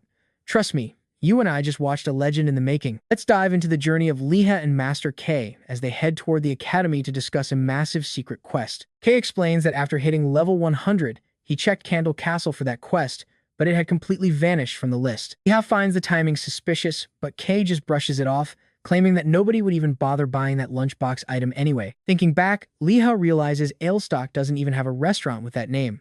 Players there just survive on whatever is in their lunchboxes. He figures losing a little affinity won't hurt, since he can easily farm it back in Ailstock without returning to Candle Castle. And a crazy thought hits him. If he finishes the mission first, a new branch might open in the capital and rewrite the map. Master K tells him to just eat the lunchbox already, since it guarantees a 4-level jump. Now pay attention, because those 4 levels could take months of grinding. K insists that time is money, but then a genius idea strikes. Lee is stunned. Sell the item? While their clothes dry on the line, the two of them talk it out. Eating it feels like a waste, but hoarding food is useless. Thinking about his mother's situation, Leeha starts to seriously consider it. The money could pay for her surgery and help out at home. Kei suggests hitting up the guild leader for a buyer. Leeha smiles and agrees to go along. I mean, what could go wrong? Kei immediately goes into full salesman mode, already making decisions. When Leeha says he needs to think, Kei gets annoyed. He thought it was a done deal, but Leeha never actually said yes. It is sniper business. Leeha warns him to keep the item secret, and Kei snaps back that he's an adult, not an idiot. Then, a familiar voice greets them. Suddenly, 2 holy knights approach. One offers a formal greeting, while the other just waves casually. Master Kei starts to panic. Kei wonders if Leeha is being hunted, but they just argue about knightly duties until Leeha tells his cousin to quit it and say hello. He introduces the guy with the pompadour as Sir Cinderella. While the big guy looks confused, his partner starts laughing like a maniac. Gasping for air, he introduces himself as Sir Digram, though he fails to explain the name and just keeps laughing. His partner corrects him, it is Cinderguard. Leeha realizes the mistake and apologizes, asking what they need, but they want nothing. They claim they were just passing by, but Leeha does not buy it. He mentions the bear was already released in the South Forest. Cinderguard just smiles. He never doubted Liha and thanks him for being so cooperative throughout the whole ordeal. He turns to Master K from the Starlight Guild, praising their work in the Northwest while shaking his hand. Poor K is shaking like a leaf. K just wanted to level up. Diagram says they must get back to work, leaving Liha shocked that they really just came for a visit. Cindergaard confirms it was just a quick hello before they depart, leaving K standing there with his mouth hanging wide open. It is his first time meeting Sacred Guards. K wonders if they approached because of his personal fame or his guild's reputation. You saw that too, right? Then it hits K, they weren't there for him at all. They wanted Liha. He completely loses it. How do they know this musketeer when K doesn't? Liha explains they were just checking in on the bear he was supposed to release. K wants the full story, so Leah spills everything. K admits it makes sense, but he's still salty. They care more about his cousin than him. K's fame was at level 150. Liha is confused, since his own reputation is only 80. Despite the level gap, K freaks out. There is no way someone has reputation that high so early. Liha just says he did quests. You can't even grind reputation until level 200. Liha insists there is no secret strategy, leaving K completely exhausted and confused. As they walk, K says she wants to see his next move. Liha just replies that he plays seriously to put food on the table. K suggests training combat skills, but Liha suddenly spots it building a rundown wooden structure that turns out to be the Musketeer Academy. They both notice the place is literally falling apart. K remembers that the fancy academy they saw earlier belonged to the tanker class. Liha complains about the unfairness, but K explains that other classes share facilities, which is why their buildings look so much better. K hands over 2 gold coins and supplies, warning him not to sell the armor yet. Liha thanks him while juggling all the gear. Those 2 coins are worth about 200 bucks. K heads off to do quests, telling him to call if he ever needs help. Liha smiles and decides it is time to train. He opens the academy door to find a dark, abandoned room and calls out for anyone. Trash is scattered everywhere, looking like a haunted shack. Suddenly, a shadow looms behind him, and a cold weapon presses against his neck. Don't move. Not a word. Do exactly as I say if you want to keep breathing. Liha realizes this guy is no ordinary musketeer. He didn't even sense him. The bearded man tells him to speak without moving a single muscle. Liha raises his hands, introducing himself as a fellow musketeer. When asked who sent him, he simply replies, no one. The man's eyes light up when he hears about the recommendation letter from Giet, leader of the Candle Castle Guards. He orders 3 slow steps forward, or Liha will be meeting his maker. Liha is impressed. The man keeps a perfect distance just out of reach, but still directly in his line of sight. Trust me, this guy is good. As Liha places the letter down, he realizes the gun is empty and asks to hold the shotgun. All right, stick with me, because this main character is about to get a huge reality check right now. Stranger kneels, grabs the letter, and claims Lee must be an outsider and a rookie musketeer to boot. Beard Guy lists Lee's stats. Lee realizes he's talking to a legendary non-player character. Scars everywhere. The man orders him to follow. Soon, they are inside a room with a gun on the table. Lee wonders why the academy is so empty. The man snaps at him to shut up and sit. Lee obeys. This guy radiates pure sergeant energy. Lee treats it like military school while the man says Giet is proud. He reads the letter of praise and support, shocked that Giet could even write this much to begin with. He says thanks, but the man tosses it. Praise is totally useless here. He explains that for a musketeer, skill is everything. Ethics don't matter. Lee agrees, but the man calls him half-assed. He stomps his foot, annoyed. Fine then, this is going to be easy. He tells Lee to stand and hands over a weapon.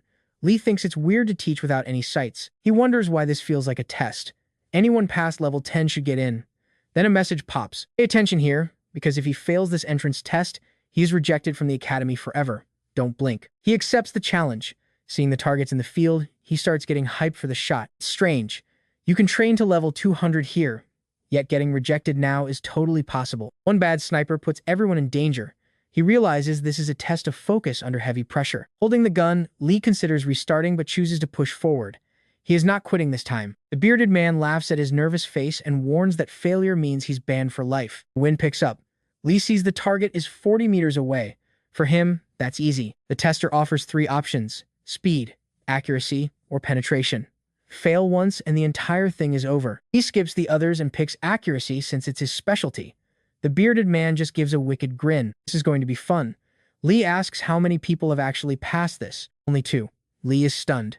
With the game's targeting assists, only 2 people ever made it. You saw that too, right? Out of 1,000 players, only 2 made the cut. The evaluator starts walking past the normal targets. Lee assumes the straw dummy is the goal. Nope. He keeps walking until he reaches a stone wall 55 meters out. Still doable for Lee. But there's no target. The man points to a tiny blue feather stuck in the wall. Lee freezes up. Now he gets why everyone fails. He's shot further before, but never at something that small. Trying to stay cool, he says it's a crazy shot. The man just sits and tells him to start. Lee takes a deep breath. There's no turning back now. He activates his secret sync shift. Notification pops up as lights wrap his hat. He tells the system to max the range. Another message, accuracy is at 50%. He figures it all depends on his senses now. New alert, accuracy set to the highest possible level. System warns of risks, but he accepts. A bright light washes over him, sharpening every single sense. He tosses a bullet up and sets the musket down. Tap loading? The old man asks. Exactly. The man says if this were a speed test, he'd already be out. Lee takes aim. 55 meters to a tiny target. He can barely see the feather. Calming down, he imagines the target is 250 meters away. The evaluator is impressed by the kid's focus. Lee locks in until the feather is perfectly clear. His mind goes blank. The world disappears around him. There is only the target and the trigger. The shot rips through the air. Wind bursts around him. Lee holds his breath. It's a hit. The bullet pins the feather to the wall and chips the stone. The evaluator is actually surprised. Lee is shocked the guy sees that far. He can barely see it himself. No time to check. The man adjusts his hat, smiling despite the annoyance. Lee passed the test as a top 3 trainee. Massive bonuses and 40 reputation points flood in. Lee finally understands why the reward was secret. Dancing and get inside, the grump yells. Lee runs in, excited. The man pours a drink. You happy? The skill explains his attitude. Trust me, we just witnessed real greatness. All right, you and I are about to dive into the journey of a gamer who is done being average. Only the elite walk with fortune. While Lee reflects, he realizes Browless is one of the world's 3 greatest musketeers. The veteran explains that boldness stills the heart, and a calm mind is the key to perfect movement. A single shot pierces the feather. He smiles. Maybe this kid actually has a brain in his skull. Mentions if Lee arrived sooner, he'd be a musketeer too. Lee finds the name cringe, but stays silent. You are still a total newbie. Then the old man flips him a blue bundle of ammo worth 10 silvers. He is stunned by the reward. Basic training is fluff. What actually counts is raw skill. Lee thanks him. Alice says save it, because things get tougher. He adjusts his hat. We are going spider hunting. Lee's officially annoyed. No warm welcome, just pure grind. Hunting spiders won't even give much experience at his current level. There are bats too. Lee bargains. He wants to wipe out the bats as well. The veteran thinks he is cocky. He knows the difference between skill and ego, and he will finish this job in record time. Alice relents and opens the door. Fine, take the bats. Lee is hyped. He asks for a new skill afterward. Now watch this. This is the kind of impossible challenge that makes or breaks a real player. Fail and you lose everything. Lee nearly collapses. He doesn't even get 24 hours. He tries to negotiate. Lee gives a thumbs up and sprints off. High risk means high reward, just like the stock market. The bearded man chuckles, calling the kid entertaining. Lee keeps running without slowing down for a second. 3 hours there and 3 back. Plus, he has to collect 30 drops from every single monster he kills. Hunting 60 targets won't be easy. The old man trusts him, so he will deliver. He passes players seeking parties. No time for teams, straight to the west gate. Someone mentions the watchtower. He stops. That name sounds familiar. He remembers the Ram's sisters. Checking the map, it's past the Sentinel Mountains way too far. He starts running again. That's likely the territory of the Fire Ram and Ice Ram. He can't help feeling a bit jealous. He vows to catch up to them soon. At night, he pauses. He covered 3 hours and 45 minutes. He thanks his gear and trusts his pace for the return trip. Nearby, camping players argue about the mobs. Spiders hide and move faster during the day. Bears are easier. He considers joining them, but they're waiting for dawn. Bats are asleep. 2 players warn him it is suicide to go alone. No time. He disappears into the trees. You and I both know these side characters are in for a massive surprise while they bet on his death. Talk about rude. He points his gun into the darkness. Talk about rude. He points his gun into the darkness. It is way too late to back out now. Ready. He sets a goal to reload in 63 seconds with his eyes shut. He's desperate to level up. He grabs a long torch from his bag. With light, his speed hits 50 seconds. The flame flares bright. A massive spider drops right in front of him. Others stir in the light. He aims low and bang. Red spider falls instantly. Another one stays back, watching. Silence. They are deciding their next move. Lee reloads in a rush while the creature flees.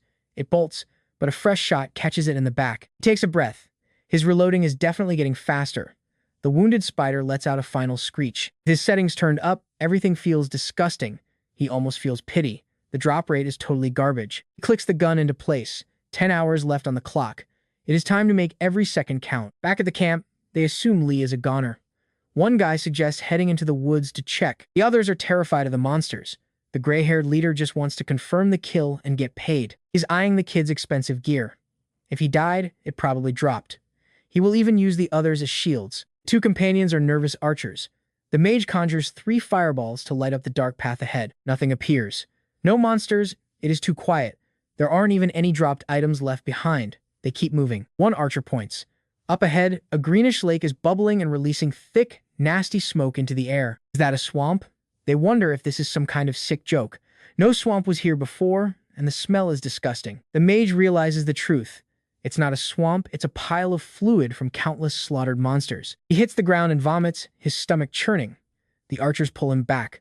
They need to leave. Trust me, you're going to want to see what's waiting in that darkness as a scream of agony rips through the forest and the party realizes something terrifying is closing in. Alright, stick with me because this weak extra just realized something is following them. A bunch of glowing red eyes are watching the trio. One of them shouts that a massive respawn makes 0 sense as a spider leaps out. The mage just freezes. If all the enemies are spawning together, then something is seriously wrong here. Within seconds, they are swarmed by bats and spiders, but then it hits them. The main guy wiped out everyone in one go, transitioning away. A steady hand grips the handle of a silver mug. Ollie sits alone at the Musketeer Academy, drinking and worrying about the clock. Suddenly, something catches the bearded man's attention. He turns on instinct, and a second later, he's got his gun aimed right at someone's back. Now you and I need to watch this closely. This grunt is pointing a gun at the protagonist while repeating his same old speech. He needs to be quiet. Lee Ha turns to face him, so we have to restart all that just because I left for a bit. The old guy's eyes practically pop out when he sees him. How did he pull this off? Lee Ha drops a massive, stuffed cloth bundle onto the floor. Here's everything you asked for. Spider legs, bat fangs, he's got it all. He plays it cool despite almost dying from the stress. Even brought extras. The old man checks the stash and just stares. You actually came back? Lee Ha looks totally offended by the lack of faith. The head musketeer starts doing math in his head like that Nazari meme, trying to calculate how anyone could hunt 500 mobs so fast. He looks at the newbie's clueless expression and thinks there is just no way. To do that, he'd have to fire 500 shots without stopping for air. Trying to hide his shock, he mutters, impressive. A notification pops up. Quest complete. Lee Ha even scores a bonus for over-delivering on the items. That makes it even crazier. The old man grumbles about wasted bullets, but admits it was at least good practice. Then he tosses Lee a single silver coin. Another notification arrives, a brand new skill. An excited Lee Ha opens it up. Now he can reload his weapons 30 seconds faster. You and I both know that's a huge buff. Lee Ha closes the window and immediately asks, so what's the next task? The boss clears his throat. First, they need to have a little chat. He acts like it's no big deal. He asks how he managed to bring all this back. Lee Ha blinks, not understanding why that's even a question. The old man breaks into a cold sweat.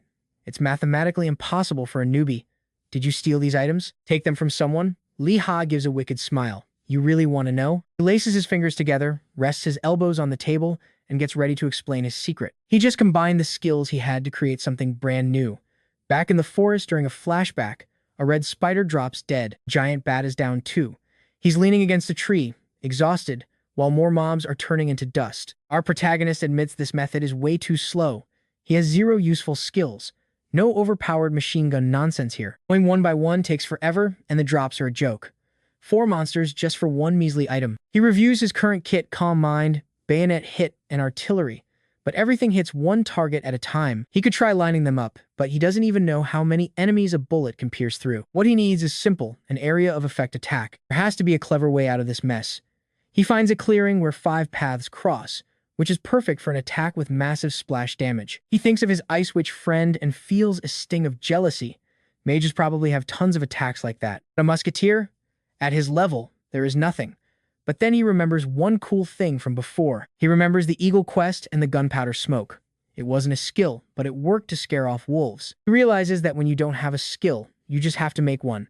With that signature villain smile, he decides to give it a shot. He starts prepping something while scanning the area. It should work. Plus, there are no other players nearby to watch. In his red cape, he positions himself near a tree trunk and rests his weapon. He's about to start a crazy plan. He exhales and stomps hard on the grass. Using that momentum, he launches himself forward. The target is a huge red spider with massive mandibles. I'll start with you.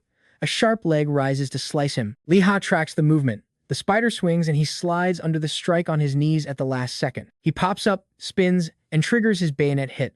The tip of the musket slams right into the mob's chest. Spider fluid sprays everywhere as the bayonet gets lodged in the exoskeleton. The spider lets out a horrific screech. You and I just witnessed a genius move. He takes off down the forest path, dragging that screaming spider like it's a massive dinner bell. Forrest wakes up. All right, stick with me here. Suddenly red spiders are crawling from everywhere, and giant bats are waking up absolutely furious. Lee-Ha makes a bold move, pops the horn, and splashes liters of bright green liquid everywhere. That fluorescent glow?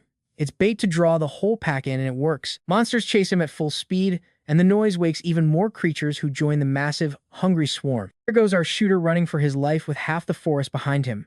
We see the whole horde chasing this kid, absolutely losing it. One thought is on his mind: if I trip, it's game over. There are way too many monsters right on his heels. A spider leaps, barely missing his head. Lee-Ha dodges by a hair. They're catching up. Panic is finally setting in. He tries to run faster, but he can feel it. Like this, he's dead. He grits his teeth and forces himself to think. Wait, there's still a way. He activates quick boots. This quest is way too important to fail now. And then, he sees it. He reaches the spot, the same cut trunk. He grips his weapon with both hands. Almost there, just a little bit more. Now watch this closely. He pivots, puts the trunk between him and the mob, and activates Calm Mind with his finger on the trigger. His eye changes. His aim gets insanely sharp. The shot nails a tiny little point on the top of that wooden trunk. Sparks. Up close, we see it was a fuse. That trunk was a hidden gunpowder chest, and the sparks are racing inside. 1 second later, boom. A massive explosion swallows the clearing. Spiders and bats are totally wiped out by the roaring flames. From above, a burning crater rips open in the ground. Columns of thick black smoke rise high into the night sky. Lee-Ha backs away, safe, shielding his face from the smoke and the smell of burnt meat. With soot on his face, he grins. He knew it. The crater turns into a full-on barbecue of spider and bat. He admits it blew up like a landmine. The blast radius was massive. It's basically an M18 claymore. He rubs his hair, relieved he planted extra gunpowder in key spots and barely avoided getting caught in the blast. He grips his weapon tight and finally breathes. Worth it. He yells out in victory, I did it. Flashback ends, and we're back in Brawley's room. The bearded guy is staring in pure disbelief. So all you did was build a bomb? Lee-Ha just shrugs. Yep. He starts explaining what a claymore mine actually is. It wasn't perfect, just improvised, but it worked the same way. Luckily, he had enough ammo and gear to hit his targets. Brawley's repeats it slowly, claymore, like the kid just invented fire right in front of him. You and I can see he's impressed as he watches his orange juice sparkle. You're something else, he says, grinning ear to ear. A pretty interesting newbie. Standing in front of the table covered in loot, Lee-Ha thanks him. Though it's a bit awkward. Brawley's raises a hand. Before you thank me, think about something. Lee-Ha looks confused when he's asked if his performance was really what a musketeer was meant to do. The bearded guy reminds him this quest was supposed to make you a better shooter. Lee-Ha just nods. I know, and I practiced my shooting a lot at the start. Brawley's narrows his eyes. Maybe you did, but don't play smart with me. Got it. I'll be more careful. Brawley stands up from the table and adjusts his fancy feathered hat. You still haven't answered my question. Lee-Ha stays quiet for a moment when he repeats it. What's a musketeer's real role? Kid shoots back, trying to be clever. Okay, but what do you mean by role? I'll give you an example, Brawley says. Remember that monster invasion from 20 years ago? The Second War. Lee-Ha recognizes the story immediately. He pulls up the lore he read on Middle-earth's page, an alliance of kingdoms against legions of monsters and massive commanders. And in the end, it really doesn't matter who you're fighting. The outcome always falls to whoever commands better. A musketeer is just one piece of that. Lee-Ha looks up, steady. In a war like that, the musketeer's role is to be a sniper. Brawley's raises an eyebrow, and why do you think that? Boring explanation pops up human army hierarchy. Lee-Ha sums it up on the human side. If a general falls, another takes over. The fight keeps going. But monsters? They usually don't have that kind of organization. So, the strategy is obvious. Take out their commanders. Create instability, confusion, and a power vacuum. Then we take advantage and hit them full force. Brawley's goes quiet, eyes half-lidded as he thinks. He mutters to himself, that's why I created the Musketeer Academy. Lee-Ha blinks, totally lost. What? Brawley's turns away, grabbing his coat. Don't worry about it. Not important. A quest notification pops up in Lee-Ha's system. From what I'm seeing, Brawley says, there's nothing else I can teach you. But he still adds, I have one last thing. And that's where we leave it with a mission to hunt a boss, gain fame, and finally earn Brawley's respect. Alright, stick with me, because this is where everything goes sideways for Lee-Ha. Huh, what do you mean? These new conditions are straight up garbage. No leveling past 30, no dying allowed, and zero party hunting. It is pure insanity. Loses it. This is a joke. You hand me the quest, then nerf me immediately? Plus, he's only level 25. Soloing a level 30 boss is basically a death wish. While Liha panics, Browless just sips his juice, totally unbothered. Liha is thinking, does this old guy actually hate me? Browless just stares, looking right through his soul. Just as Liha accepts this as his execution, the old man tells him not to stress. Liha completely freezes. Browless keeps talking. It is simple. Just use your sniper skills and put a bullet right between the boss's eyes. That was meant to help, but it just makes Liha more terrified. Simple? No, that is actual suicide. Still, his gut tells him to go for it. He swallows hard and steadies his voice. Fine, I accept. Browless grins, lets out a massive laugh, and strikes a heroic pose. Go, finish your mission. Liha bolts out the door like a track star, just like the rest of us. Browless is honestly dying to see how this crazy story ends. Now, check this out. While Liha is just happy there is no time limit, I can only think about how long it has been since this guy took a shower. He stops to catch his breath. Need to hit level 29 first. His mind drifts back to Browless. He founded the academy? That achievement about future musketeers? Who is this mysterious old guy anyway? Liha checks his screen and decides to message his cocky nerd cousin, Kishang. He sends a text. Total silence. He sends another. Still nothing. Very weird. Maybe his favorite tank is busy hunting? He opens his friends list and finds the whole guild is at Tanyu Gorge. Fish is likely with Sosuke and Hyen. Liha realizes that group hunting is actually the main reason to join a guild. Then he spots something absolutely insane. The two legendary Ram sisters are in the exact same location. No way. We cut to a rocky desert wasteland. A system notification flashes the Ram sisters are trying to escape. A hand reaches out. They are heading deeper into the gorge. I need backup. We have to surround them now. Red-haired mage reports that allies are arriving and orders Sosuke to send units to cut off any escape routes. The ninja vanishes instantly. The leader commands the healers to buff the tanks. They are on it. Enyu gets the tracking job. Too easy, he says, before taking off at a dead sprint. Hyen thinks there is no escape for them. Sosuke has every angle covered. Those girls are basically trapped already. Meanwhile, Kane leads a squad of tanks and receives orders to ensure everyone is in their perfect position. The captain paces nervously. We have dozens of players over level 60.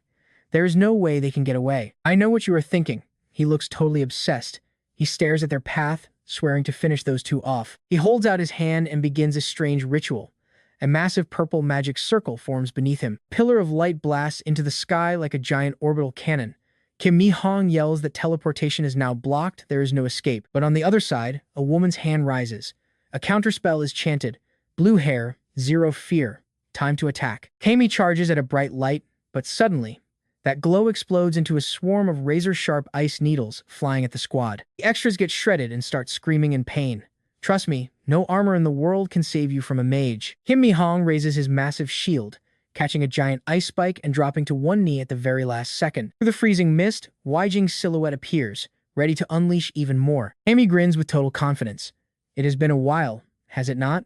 The Ice Ram sister reveals herself, facing the fan-favorite tank. The Knight Leader shouts that the enemies are 70 meters out and tells the tanks to keep their distance. Meanwhile, Weijing activates her ice, spear, spell, and rains freezing death down on the entire group. Knight orders the squad into a defensive wall, telling them to hold off the magic as long as they can. But here's the problem, the magic barrage stops them cold.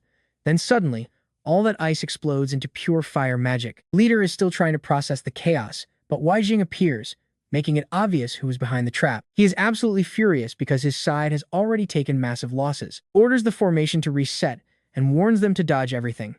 He claims it is fine because, despite the losses, they have finally cornered them. Still, he is not letting his guard down. Regardless of her looks, the blue-haired girl is ranked 9th in the entire world. He charges in, knowing she is unpredictable. But just as they close in, a massive ice wall seals off the entire passage. Trust me, you and I are about to see if a simple ice wall can actually stop this guy. Alright, stick with me because this escape is getting intense.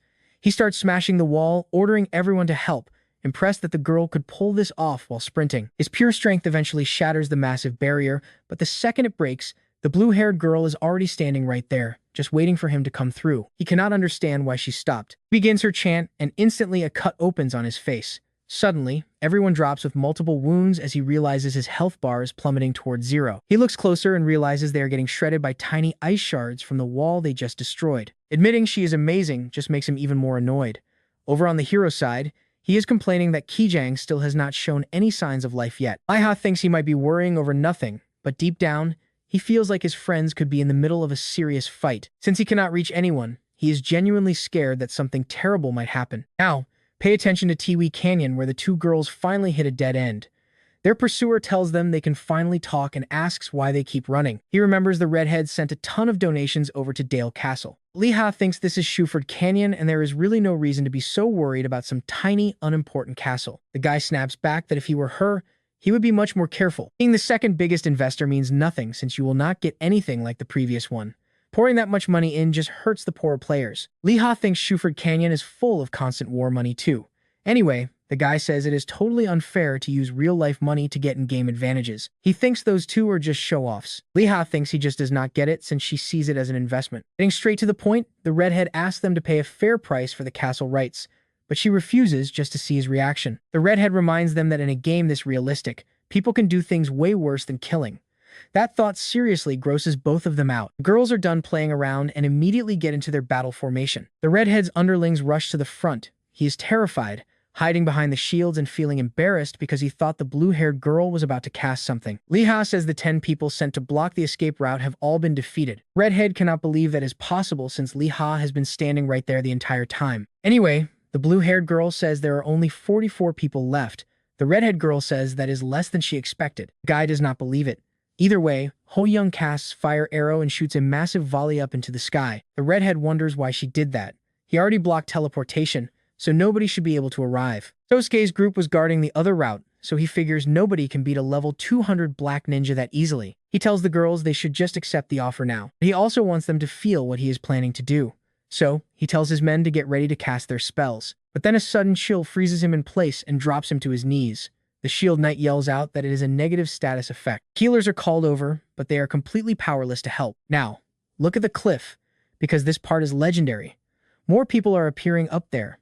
It is not just a few. It looks like an entire army. He recognizes the flag as the Golden Dragon Guilds, but he has no idea why they are here. Huajiang's guild and Golden Dragon had fought before, but it looks like the 3 Chinese guilds decided to cooperate. In both numbers and raw strength, Golden Dragon is the strongest in Asia. With 300 men up there, the redhead knows they are finished. The martial artist from that guild greets the Koreans. It is Peiwu, the world's 4th-ranked player. Instantly, the redhead goes pale with fear while his teammates start whispering. It looks like those fire arrows were a rescue signal. While Huajiang brought the money, Peiwu brought the power. Since both sides have something to gain, it is a perfect alliance. The redhead needs to think fast to save himself. He asks Peiwu what he is doing there while acting like a fool, but the martial artist says he is protecting the girls. Redhead asks about their relationship, but Huajiang says it does not matter and tells him to run now if he does not want another fight. She says she will let it go, but if they try another cowardly threat like that again, they are going to get smacked around. Huajiang is smart. He knows her backing off like this is going to look great to the public watching, but Peiwu asks if the guy really wants to be his enemy. If he does, they will use everything to shred Battle Code into pieces. You and I just witnessed one hell of a showdown. Don't mess with people who have high-ranked friends. Alright, you and I are watching Peiwu corner this guy so he swallows his pride and prepares to accept the deal. Suddenly, a massive explosion of sound interrupts them as someone gets eliminated. Everyone looks up at the chaos unfolding above. It is a death announcement, but that strange red light is definitely not normal. Huajiang thinks the redhead is plotting something, but her shocked face says she is just as clueless. Peiwu tells the girls they need to stay focused. He tries to warn Huajiang that he is actually here. Confused, she asks if he means the legendary Berserker. The Berserker Agron the Igor is the 3rd strongest ranker. He wondered why his hunting grounds were so empty, but now it all makes sense. Transforming into his beast form, he unleashes a devastating skill called Great Cross. Down below, Peiwu is worried they could not stop the change. But since this chaos helps Huajiang, pay attention here, he quickly orders a full assault to kill the girls first and then make a quick escape. Meanwhile, the hero is annoyed because his message was completely ignored. He wanted to ask about the brown base, but figures the non-player characters might know more.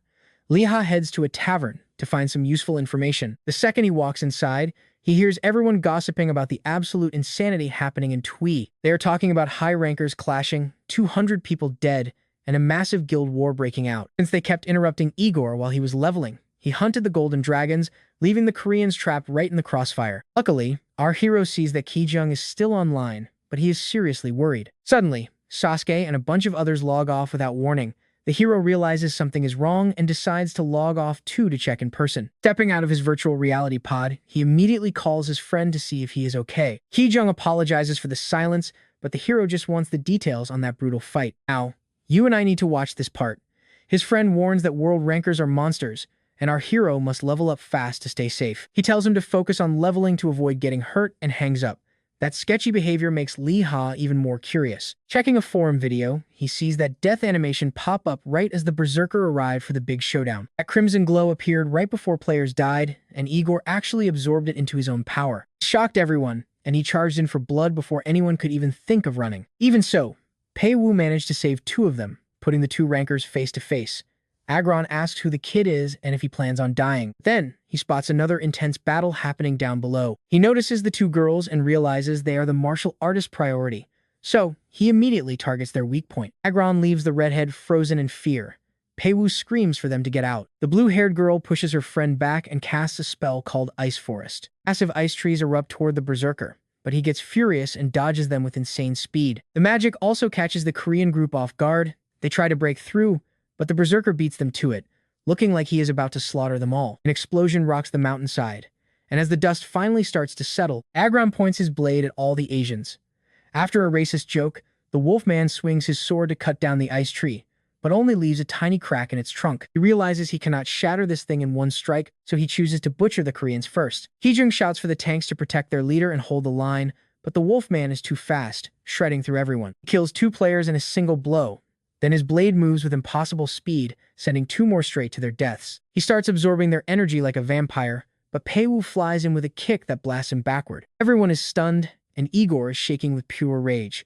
The martial artist gestures for him to bring it on, and the Wolfman flashes a terrifyingly eager grin. They immediately start trading massive blows. The third and fourth rankers are moving so fast that normal eyes cannot even track the action. This was the perfect chance for the Koreans to escape, but the ice magic trap was still active, and they kept taking losses to the ice arrows. One warrior manages to hold on because he was close. Before striking the girls, he offers a mock apology and tells them to just die.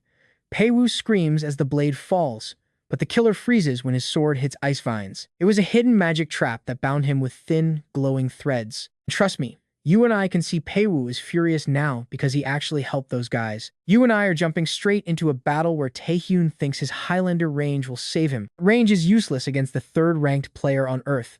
Ki-jung screams, absolutely terrified for his teammate. This martial artist dives in, boasting about teaching a punk what honor actually looks like. Suddenly, shield charge.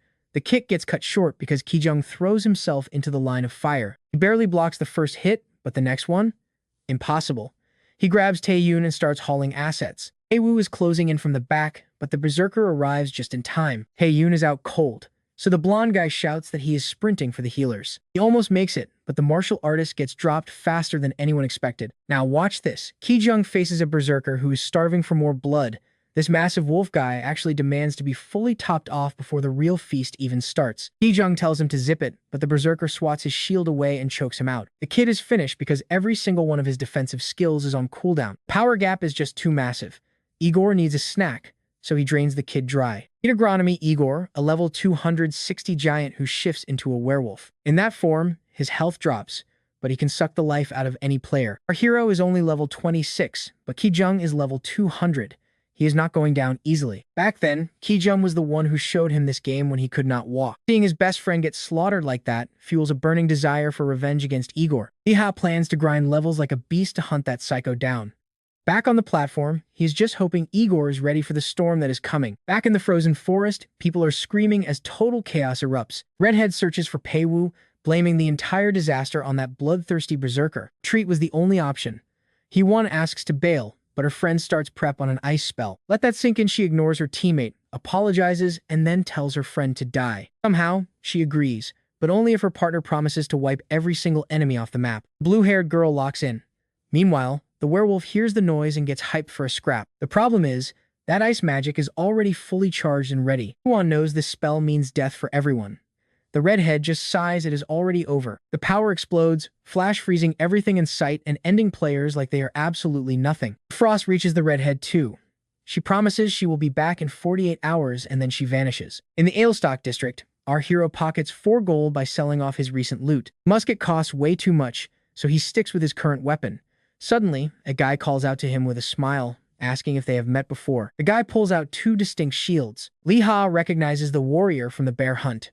The guy points at his gear and immediately starts accusing him of stealing the loot. The hero acts like he has no clue. The guy yells that he has been hunting him down and finally cornered the brat. Lee Ha recalls how these cowards begged to party up, then ditched him when things got dangerous. While they ran like cowards, the hero soloed the bear.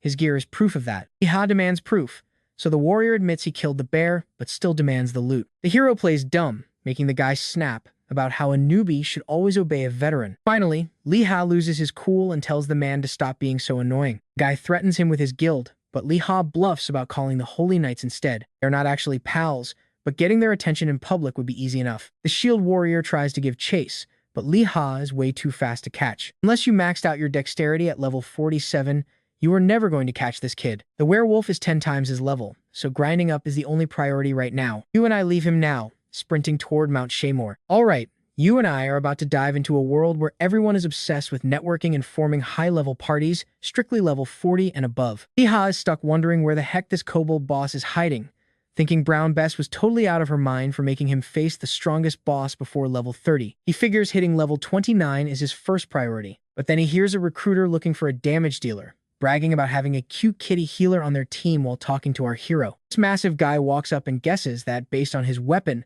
our protagonist is a ranged attacker. He asks what level the kid is, so Lee Ha lies through his teeth, saying he is 41, which is apparently the perfect number. Lee Ha realizes this giant is their tank, but he cuts to the chase and asks about that cute kitty healer. The guy calls out Hannah-chan, and she practically floats over, introducing herself in the most adorable way possible. Lee Ha thinks her nun class is actually pretty cool, and she seems genuinely polite compared to others. Tank jokes that he was telling the truth. Since every girl he has met so far has been either a nervous wreck or ice cold, this one feels like a breath of fresh air. The tank introduces himself as Matsuhige. He is level 42, and she is level 40. Our musketeer introduces himself. They finalize the party and immediately start heading toward the peak without wasting a single second. Now, watch closely here. Out of nowhere, Matsuhige signals the entire group to stop. He spots two kobold workers up ahead at the 10 o'clock position and suggests they just sneak around them. But Lee Ha is hungry for experience points and asks if they even know how musketeers work. He suggests practicing their teamwork before they actually start climbing the mountain. It is honestly taking too long to explain everything, so he just drops down and claims he can make the shot from 50 meters away. The problem is, guns usually have less range than a bow. Matsuhige tries to be nice while apologizing, which is exactly why musketeers are basically the bottom of the barrel for most players. Tank promises to carry everyone, but our hero does not even blink at being looked down on. He just pulls the trigger, leaving everyone speechless. He has to apologize because that shot was incredibly loud. Matsuhige is stunned and asks the nun if she has ever seen anything like that. The protagonist literally one-shotted a kobold worker, making the tank seriously doubt if the kid is only level 41. He basically catches him red-handed, but he only asks because he thinks Lee Ha might be a smurf. The kitty healer looks like she just saw a legendary superhero. You and I both saw that coming, right? They think he is a smurf in disguise, and even though he denies it, they are hyped for the carry. After trekking past those bushes for a while, a massive mountain worm suddenly appears. It explodes out of the earth with nasty teeth, smashing everything in its path as it charges right for our hero. The healer drops her divine protection just in time to save him, and Lee Ha finishes the combo by putting a bullet right through the middle of the monster's mouth. The beast falls, but Lee Ha cannot figure out why monsters keep targeting him specifically, or how Matsuhige knew it would appear. So, once the dust settles, he pulls the knight aside for a quick talk. Matsuhige is a tank but was not using any taunt skills. Usually, taunts might fail, but it seemed like he either could not pull aggro or was just letting Lee Ha die on purpose. Matsuhige yells that he is not that kind of scumbag, so our hero asks why he is not using skills. Turns out, the guy has barely any. Knights aren't true tanks, so they don't even have taunt. He only has a strike skill that occasionally manages to grab an enemy's attention. Matsuhige has a cavalry skill to take hits for teammates. The catch is that skill only works for women because of his strict knight's code of honor. Since strike is his only option, our hero promises to do what he can. At least now, he doesn't have to feel guilty about his long reload times. After walking further, the group finds a massive village with 100 houses. They say that the bigger the group, the faster they fall apart once you take out the head of the snake. Inside the cave is an old mine used as storage and a nursery.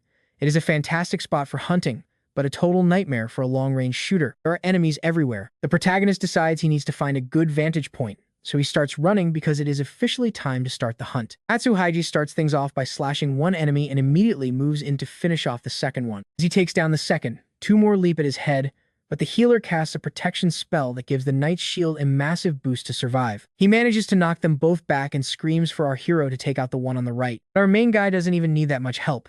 Just as the monsters jumped and the knight prepared his strike, Lee Ha's shot tore right through both of them at once with insane power. The hero literally kills two birds with one stone, then tells the party to head west to clear out more monsters. He explains his weapon has piercing power, and trust me, you and I are about to see this musketeer break the entire game balance. Stick with me. As this monster survives, our hero is absolute trouble. He asks the knight for some rope, explaining these critters are smart enough to build their own tribe. Tie up the kobold and actually start talking.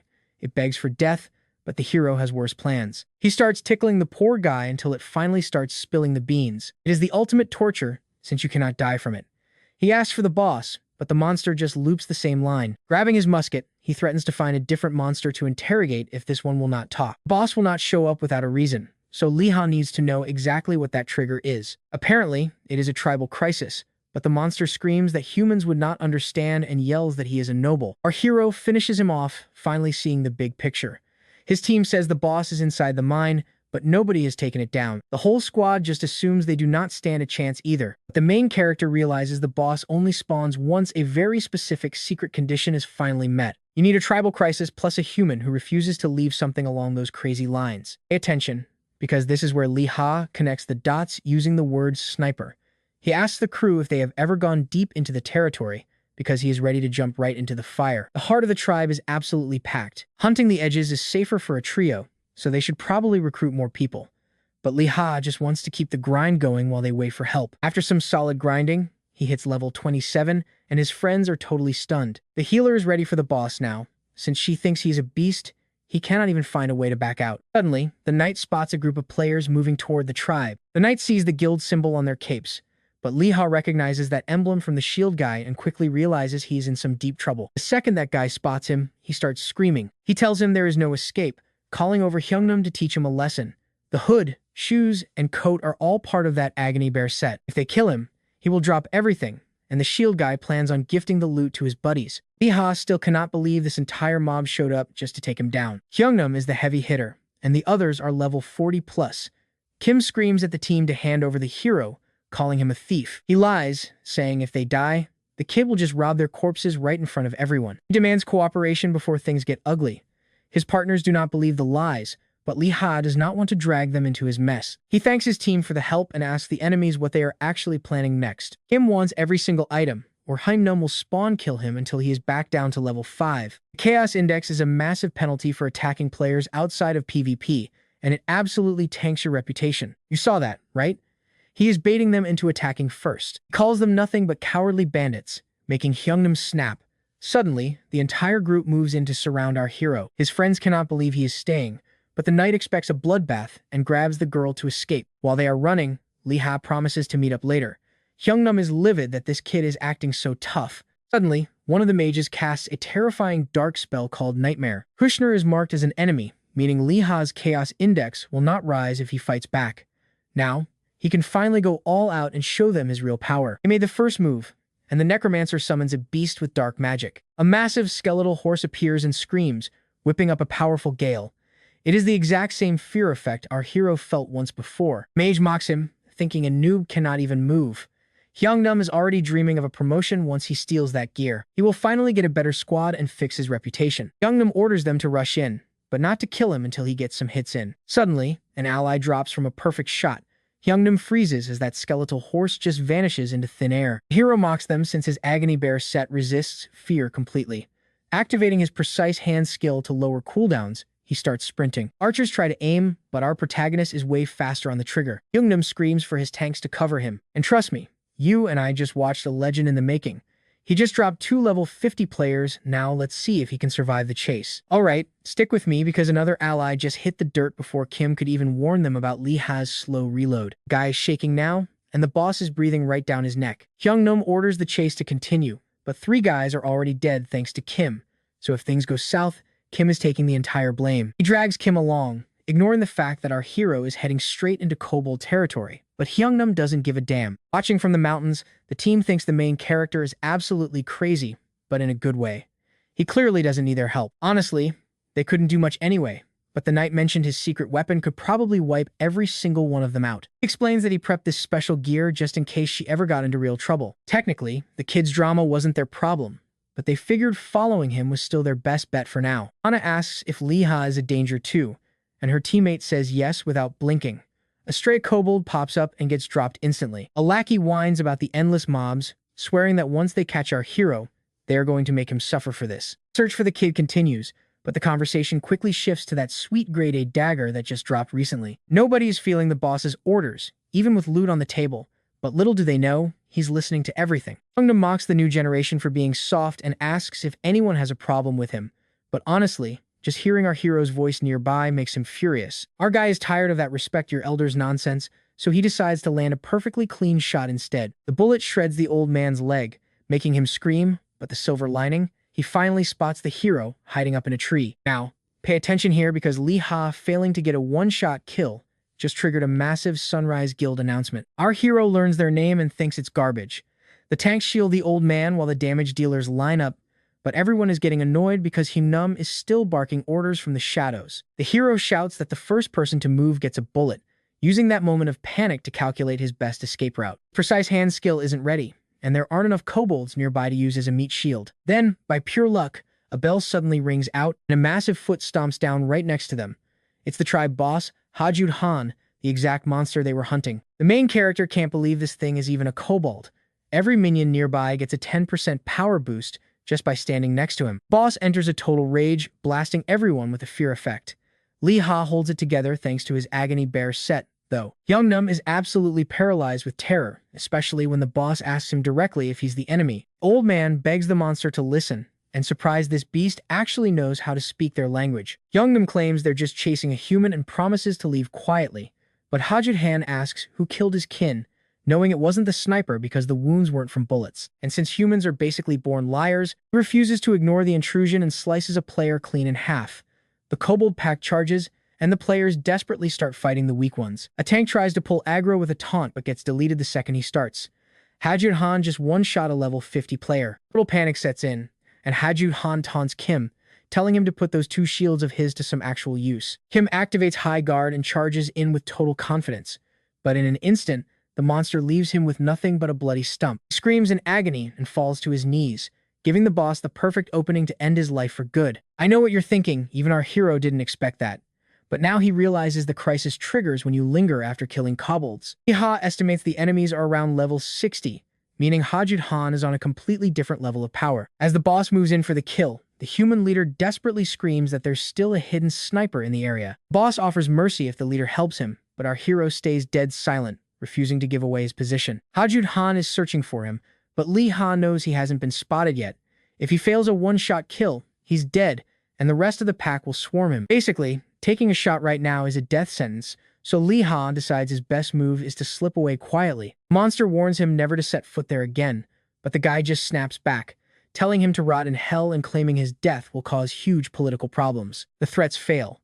He just wants his leg back. The monster isn't buying any of it and slices him in half, making our hero break out in a cold sweat. The Sunrise Squad is completely wiped, but they've aggroed every monster in sight. Even if the villagers wanted to help, they'd be absolutely powerless here. The boss orders his minions to hunt down the human.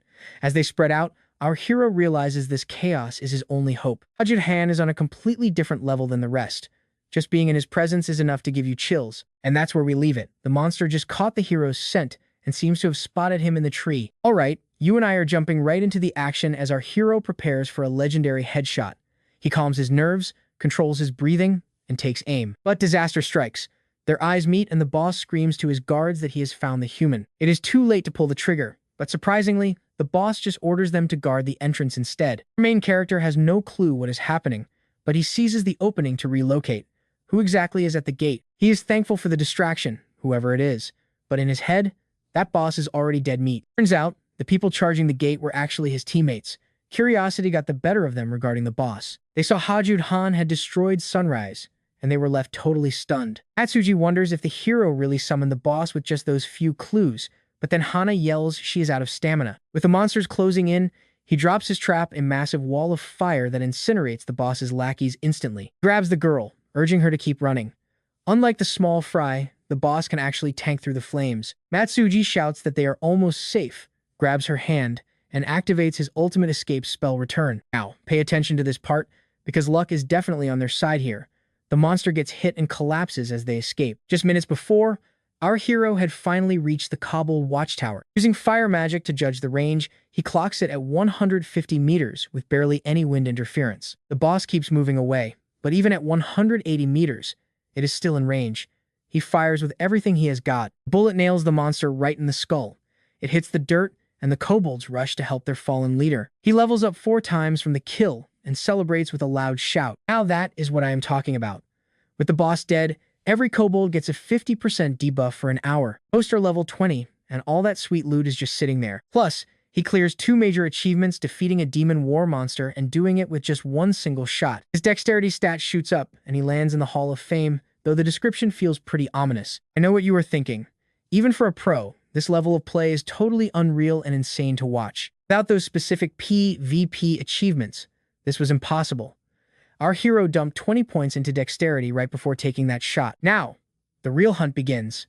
It is smooth sailing against the weakened kobolds, and he quickly hits level 32. He eventually stops the grind, realizing he has 35 stat points just waiting to be spent. It is a tough call. Things are getting complex, and musketeers can't just rely on long-range attacks anymore. They have to scrap up close sometimes too. He puts 30 points into dexterity, hoping that carries him to level 63. He figures he will catch up to the berserker in no time at all. Time to head back to Ailstock. He needs to offload his loot, though he is already complaining about the rewards. One reward is literally just an invite to the grand opening of something called the Holy Grail. For a medieval world, that is actually a pretty normal deal. Over in town, a red-haired girl is annoyed because her sister hasn't shown up. She got the same letter as before, so she thinks it was a total dud. Back in the city, he finally checks out his new items. He was so busy grinding that he hadn't looked properly. He finds an epic protection ring that creates a powerful force barrier. It blocks enemies and acts as a second life by absorbing damage. He also snagged a bone necklace and a crescent spear from the boss. The necklace gives him an awesome 10% crit boost. He wanted the full set bonus, but he takes the win and heads off to turn in his quest. At the door, he thinks his academy is easily the most run-down building around. He is busy complaining when gunshots ring out from inside.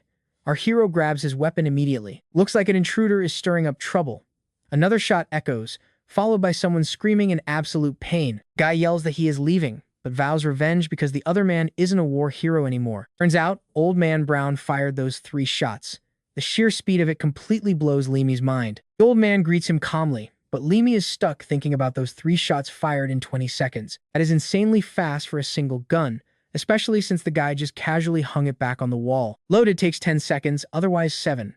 Trust me, you and I are definitely coming back for more. Alright, you and I are about to see how a simple rifle mechanic turns our hero into the strongest player in this medieval world. If he can replicate that bolt action speed, it is game over. Seeing 3 weapons on the rack immediately makes him think of the 3 musketeers. Brown apologizes for the mess, mentioning the Holy Knights were just here looking for a guy named Hydric Cosmina. When Leamy reveals he already handled it, Brown is floored, and that hidden potential mission finally clicks over to complete. He smashed every single expectation the old man had, hitting 100% familiarity in the process. Now, Brown realizes sending this kid for bare guts is a total waste of time, so he pivots to something way more important. But before they get into that, the kid asks how that musket fires so fast. Brown just laughs, saying if he thinks that is fast, he is still a rookie. Leamy tries to blame magic, but the old man shuts that down fast. It is definitely something hidden inside the musket itself. A heavy silence falls, and Leamy starts digging through the conversation for any hidden clues he might have missed. He remembers that 3 Musketeers achievement and asks if this black musket is tied to the original founders. The old man slams the table in shock. Lehan nails the keywords, bringing up the names Bess, Brown, and Elizabeth. That is where the academy got its name. Back then, those 3 had the place packed with new recruits. People lined up just to shoot here, but those 2 friends were different. Stick with me, we are about to find out where they went. They vanished during the war, but Brown decides he's finally ready to trust Leha. All 3 fought together at the Battle of the Marching Fields, but only Brown returned. Now he needs to know their fate. Tracking down these lost legends is the main character's brand new mission. At first glance, it looks like a total breeze. If they just disappeared, they might still be out there. Doing nothing means failing, so our hero agrees to take the lead. He asks to search for the two founders himself because trying is way better than just giving up. The old man smiles, saying Elizabeth would have liked Liha's style, and officially gives him the green light. During that massive battle, the missing duo went off to find sniping spots while Brown stayed with the main alliance. It is a tough gig with so few clues. 20 days here is 4 in reality, but 2 players actually cleared this. Main character heads to the merchant for intel, but ends up having to sell some armor just to get by. Well, at least his haggling skill went up a level. At the weapon shop, he asks about the missing legends. The clerk heard they were dead, but Liha remembers a different story. Our hero asks for the real scoop. The guy leans in close and starts whispering the truth right in his ear. Liha is stunned because this story is just too ridiculous. You and I are probably thinking the same thing. There is no way he buys this. But the merchant swears it was a miracle. The way humans won sounds so intense, it actually starts feeling like reality. He cannot promise it is true, but apparently, everyone who doubted the story got a beatdown from the director. Liha asks where this wild tale even started and finds out it came from an actual war witness. The guy wants a sale first, already pointing out an 18 gold musket he just happens to have ready. The first option is trash, but the second one is perfect for his level. He officially chooses the needle rifle as his new piece. Not done yet. He uses his haggling skills to squeeze out a better deal, saving 70 silvers in the end. More importantly, he learns the witness is in Nitai, near the marching fields. Finally, a solid lead to follow. The ticket costs 80 silvers more than what he saved. With no other choice, he just teleports straight there. As soon as he arrives, another girl welcomes him. He's on the hunt for a one-armed veteran. But the first thing he sees is kids messing with a beggar who is yelling for his sword back. Lidl thinks he might snag a hidden quest if he steps in and helps with those bratty kids. He figures he will circle back later, especially since he noticed the guy was strangely hiding one of his hands. He hits the tavern first, but he is the only one there with a smile. Even the receptionist looks absolutely terrifying. The place is full of aggressive types, making it impossible to find out anything. He wanders town asking about Lepanto, but gets nothing. Looks like he is searching blindly from here on out. All he knows is Lepanto used a rapier and started the rumor that the Musketeers actually betrayed the humans. The weapon seller said they went to the demon's camp. If that is true, the director is going to lose his mind. Since time is tight, he is hitting every shop today.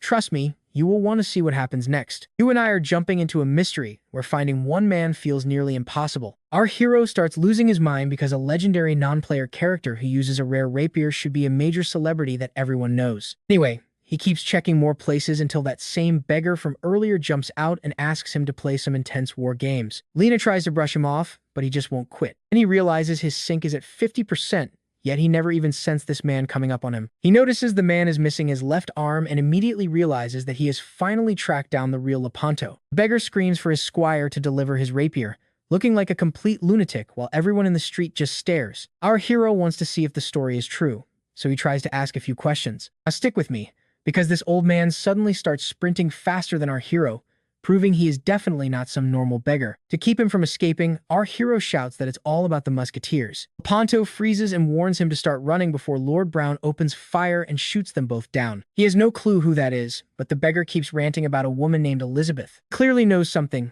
but then he starts sobbing and begging Brown not to leave them. This guy has serious war trauma. Having served in the military himself, our main character recognizes these painful symptoms of trauma right away. Since Lepanto is still stuck in the past, he decides to try a completely different approach to reach him. At Holy Grail Castle, he uses his level 5 cooking skills to lure the old man in. The beggar falls for the food trap instantly, but even when our hero tries to talk, the old man acts like he's completely deaf. He just keeps talking about all the different enemies they need to fight in the battles ahead. He calls our hero his squire and cook, so he plays along by mentioning the names Brown and Elizabeth to keep him talking. Hearing those names, the old man snaps. Those two were the ones who betrayed him and became his enemies. He tried to expose the betrayal but got punished because they couldn't let the people find out their dirty secrets. He was the last witness who spoke to them, but once again, he bolts. You and I know exactly how these escort quests go. We have to find his sword to save the veteran, because if he dies, our main character faces a massive penalty. They follow him all the way to the Fibio border. The field is absolutely crawling with dangerous monsters. He warns of cursed trees and dark fairies, but our hero jumps into the fight without even knowing their power levels. Going around would be smart, but the old man wants to rain down divine punishment on every single one of them. He sprints off screaming for his sword, but he cannot find it anywhere. He draws their fire to save the old man, using his precise hand technique to blast the biggest monster, but it only leaves a small hole in its gut. His power is not enough to stop them all, so he grabs the old guy and bolts before they get surrounded. He reloads his musket and focuses his fire on the smaller enemies. He drops one and bayonets another, grateful that the small ones die in one hit while the massive cursed trees are slow. He keeps picking them off until it's over, and the beggar starts praising his skills. The old man keeps rambling, but our hero is just annoyed he wasted a major skill. He tells him to be quiet so they can sneak past the guards and destroy the Demon King's fragment together. Just as they align, a humanoid lizard recognizes our hero. It's Bayemanim, and he explains he's only there to do a bit of hunting. Hunting here means massive experience points, but Lepanto is just shocked that his squire is actually friends with a giant lizard man. The problem is the Lizard Academy is far away, and he is all alone. They have both leveled up since they last met, and Bayemanim even recognizes the hero's brand new high-end gear. They decide to form a party together since they're both curious about this place. Lepanto thinks his army is growing while our hero explains the old man is just an eccentric non-player character with some serious issues. The lizard tells our hero to stay sharp and focus his fire on the cursed tree. The fairies mock him, but he breathes out a cloud of poison that wipes them all out instantly. Now that is a combo you and I need to see again. They blast the tree with poison and bullets until it finally collapses. Alright, let's see how our boy Liha reacts to some seriously overpowered poisonous spit. Post-fight, they take 5 to reset their cooldowns, but Beamy is way too hyped to stay put. Since he just hit level 33, it is obvious this zone was built for level 40 players. Liha asks the lizard's level and finds out he's 51. Bayami just shrugs, saying leveling is all about knowing exactly where and how to hunt. First, they gotta wrap up the quest. Lepanto screams that his fallen brothers are buried here and he was once a war hero. Then he bolts, convinced his legendary weapon is close by. Liha thinks the old man got his memories back, but the real issue? The road ahead is crawling with undead. Either way, he looks like he's on a mission, so this escort quest must be reaching its climax. Lepanto claims he can see his sword buried right back at the camp where they started their journey. Bayami asks if this is a Musketeer class quest, making Lepanto freak out. He cannot tell if the war is happening now or if it is over. The old man's constant talking is exhausting, but suddenly the ground glows purple and a zombie rips through the dirt. This is exactly why they told him to stop shouting. Lepanto blasts the first zombie and says he will take the skeletons. He even gives Beamy a pro tip. Focus on cutting off their legs first. Zombie lunges at Liha and he panics since his gun is empty. He charges with his bayonet because missing is not an option. Finally, Liha takes down the last monster while the lizard finishes clearing out his own side. Now here is the problem. A group shows up looking for the gecko, and their guild symbol is definitely Rising Sunday. Bayami tells Liha to run while he can, but he has to make sure the old man gets away safely. Plus, he has a score to settle with these guys. Bayami knows this won't be peaceful, so they split their roles. Now, watch closely here. The guild members do not even care about their chaos index until one gets shot. Everyone starts panicking because the sniper just took out their boss. Bayami sprays venom on their arms, but then a level 60 swordsman steps in. Liha gets nervous since he cannot back away while he is protecting the old man. Someone tries to rush the shooter, so Liha uses his bayonet, but this guy is way tougher than any zombie. Another attacker moves in to take out the old man as well. It looks like Liha failed the mission, but then Lepanto walks out of the dust, asking who these people are. Liha screams that they are enemies. When a bald guy jumps him, the beggar counters with a legendary move called coup d'etat. Everyone panics and tries to kill the old man first. Lepanto says these attacks are child's play compared to the demon army, and he starts sending every guild member to the grave. Even without his weapon, he wipes them out in a single strike. Liha cannot believe this is just an escort NPC. Then, the legend actually kneels to thank our hero. He admits that without Liha, he would have died as a forgotten madman with zero memories of his glory. As for his rapier, he almost lost it forever, forgetting that all he had to do was summon the blade. The escort mission is a success, boosting Liha's kingdom reputation. As for the truth Liha was seeking, Lepanto explains it was all caused by forced memory modification. He was hit by that spell because of a conspiracy. The caster was the military advisor Rotzak, the current archmage of the Fibial Kingdom. Avaso, you and I both know the royal archives are locked down. Only the king has access, and Liha absolutely cannot just walk in there without some serious proof. Lepanto apologizes, explaining that the spell is just a dirty way for high officials to make people disappear without any blood. He cannot enter the capital or stay in the kingdom. If Rotzak finds him, even the innocent knights will face brutal punishment. At least he gives Liha a special coin, claiming it is enough proof to show he is still alive. And he vows to hunt down those two and thanks Liha one last time. Even BME gives him a nod of respect. Since Liha is heading back to the capital, the lizard tells him he needs to level up fast. Liha is confused about getting all this top-tier info for free. The lizard just says he sees massive potential in him for the future. It is basically an investment in a player like Ingong, who is already level 23. Anyway, they finally say their goodbyes. Liha tells BME he does not need to hide that stolen Rising Sun dagger.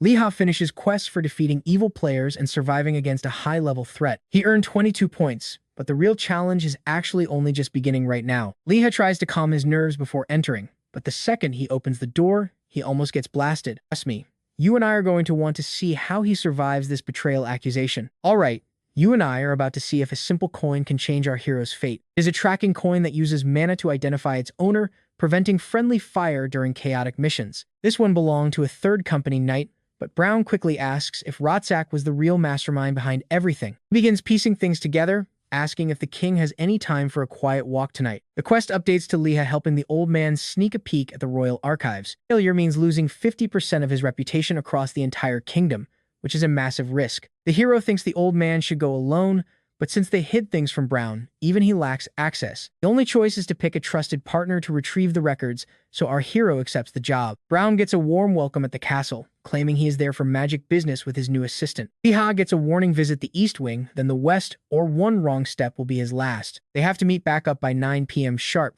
so the two of them head toward a glowing stone. The old man says they only have one shot as the stone begins to glow even brighter. The signal drops and Liha dives behind a vase just as the head scribe Clark appears, happy to see Brown. Skipping the small talk, Clark asks what Brown wants, since he usually would not even give him the time. The old man claims he is just visiting, but Clark warns that the shooter cannot touch a single thing. He also mentions the visit feels off because Brown is not exactly some important noble. Now, pay attention, because this scribe is getting way too close for comfort, eyeing every single shadow. He feels like an idiot when he finds nothing, quickly bragging about how great it is to be head scribe. While they are talking, Liha slips away and runs for the stairs, but the steps are endless and keep curving until our hero suddenly finds himself in a totally weird magical dimension. He can feel the floor. He really wished for a warning because finding specific records in just 2 hours feels nearly impossible right now. On the shelves, only one glowing section catches his eye, filled with settlement reports. Liha takes the obvious hint and starts digging through them. The first book he opens contains maps of every region ever explored and recorded. It acts like a monster strategy guide, written by Fernan, who seems to be some legendary adventurer king. Then he finds an exploration plan for a new continent. This suddenly turns into a mission to bring that king back home. Judging by the rewards, it is a special chain quest that only triggers once you actually go to explore that new continent. And yeah, I know what you're thinking. Kings only care once legends disappear. But with 30 minutes left, Liha finally locates the exact war records Lepanto told him about. He finds an operation called Fragment Pulverization, designed to take down the enemy commander before the war starts. Since he is in a rush, he uses the director's mirror to record everything so he can read it later. Out of nowhere, a portal opens in the library as guards arrive to check the Second War section because the powerful Archmage Rotzak suddenly asked to see those specific records. Rotzak wants to see if anything was stolen because he felt some intruder entering the royal palace. Subordinate thinks that's ridiculous. He heads over to check the first war books, but suddenly screams when he realizes the documents are completely out of order, especially the records about the battle in the marching fields. To make matters worse, they hear a door swinging open. By some miracle, our hero makes it to the stairs and escapes the royal archives in one piece. The silence is broken by a swarm of guards hunting for the little thief. The guards have orders to chase down anyone suspicious, so our hero decides to take the quickest route to escape, but he ends up bumping right into a knight near the wall. Sir Syndergaard is annoyed until he realizes exactly who he just ran into. They greet each other while a mage yells that he is the intruder, forcing our hero to play dumb. The knight snaps back, saying they cannot just arrest people without any real proof. He reminds them all that Liha defeated the kobold chief, so when Clark keeps screaming that he is suspicious, Syndergaard steps in and tells them it is wrong to accuse his friend. Our hero is basically swooning, and the scribe asks if he happens to know a guy named No Brown. He says every musketeer knows that man, and that's where we leave it, trust me. You and I need a friend like that knight on our side. Alright, you and I are diving back in as the old man arrives with his student to visit a friend. Brown thanks the guard while our hero asks to leave, and they all finally wrap up their goodbyes. The old man missed his chance to meet Rotzak, but at least Liha can say his job is officially finished. Back home, the main character has to skip the archives report to get ready for a deep dive with his master. At 9, a guard spotted 2 figures heading toward the demon army, but he got shot the moment he shouted. At 8 the next morning, the poor group chasing them ended up with their limbs completely trashed. 2 hours later, they hit a battalion, and 0 survivors made it back unhurt. The reports say they teamed up with demons, and now the Lepanto arc really kicks off. At 11 p.m., the duo hit the 67th Regiment, grabbed some gear, and escaped with a dark elf. Before vanishing, they left a warning for everyone to keep an eye out for Rotzak. Now, pay attention, because the Archmage hiding things felt shady, but the truth is way deeper than we thought. When a witness claims Miss Elizabeth was pregnant, the old man slams the table in pure disbelief. Silence fills the room as he bites his lip in rage. They were called the Three Musketeers, but clearly things were complicated. Despite the chaos, the director says he is just relieved they are still breathing. Brown finds it funny that he is still called director, but the hero knows there is a reason and thanks him. With the mission done, the old man admits that Liha is the only person left he can actually trust. A new quest pops up called Agony of the Musketeer Left Alone. Liha sees the director is broken and realizes this is not the time to worry about anything else. The big issue is he is totally broke, but a sudden shout reveals a massive auction is taking place. Players are gathered to trade their loot, with both sides paying a 5% fee on every single deal. That is when our hero remembers he still has that Cobalt Boss spear to sell off. He thinks waiting around just to trade is a total waste of time, but he nearly loses his mind when he sees a simple rare weapon is worth 60 gold. He screams with joy, but back in the real world, some guy is harassing Mrs. Kim to hurry up an order. It is rush hour, and she gets a call that leaves her totally drained from being scolded. Liha texts her, worried, and asks for her bank account info because he finally made some real cash. His mom sends it without really getting it, but she freezes when she sees 10 million won deposited from Liha's 110 gold sale. You and I have to admit, that is an insane result for a total newbie. He is beyond grateful. He looks back at all the massive wins he has had. He has 3 days before meeting the old man again, so he decides to hang out in this medieval world a bit longer since lunch is still far off. At night, Ki-jung dreams about getting absolutely crushed by Berserk.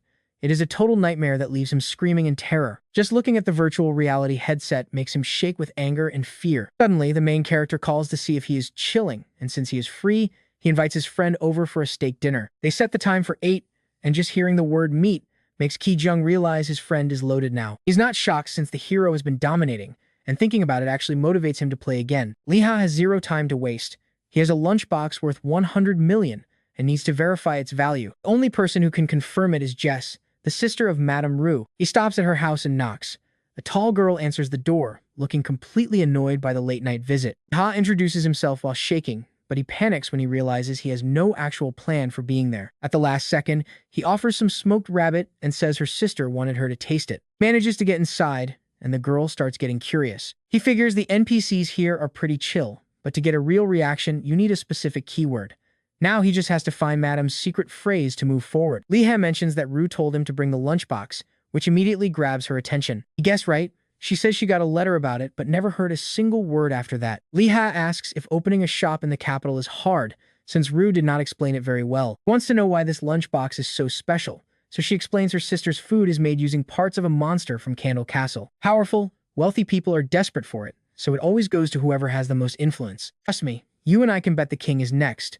But for now, she just follows orders. Alright, you and I are diving into a world where the strongest warriors chill in one specific tavern. I mean, having every powerhouse under one roof, that makes this place incredibly valuable. Suddenly, our hero gets a brain blast and makes a quick excuse to bounce.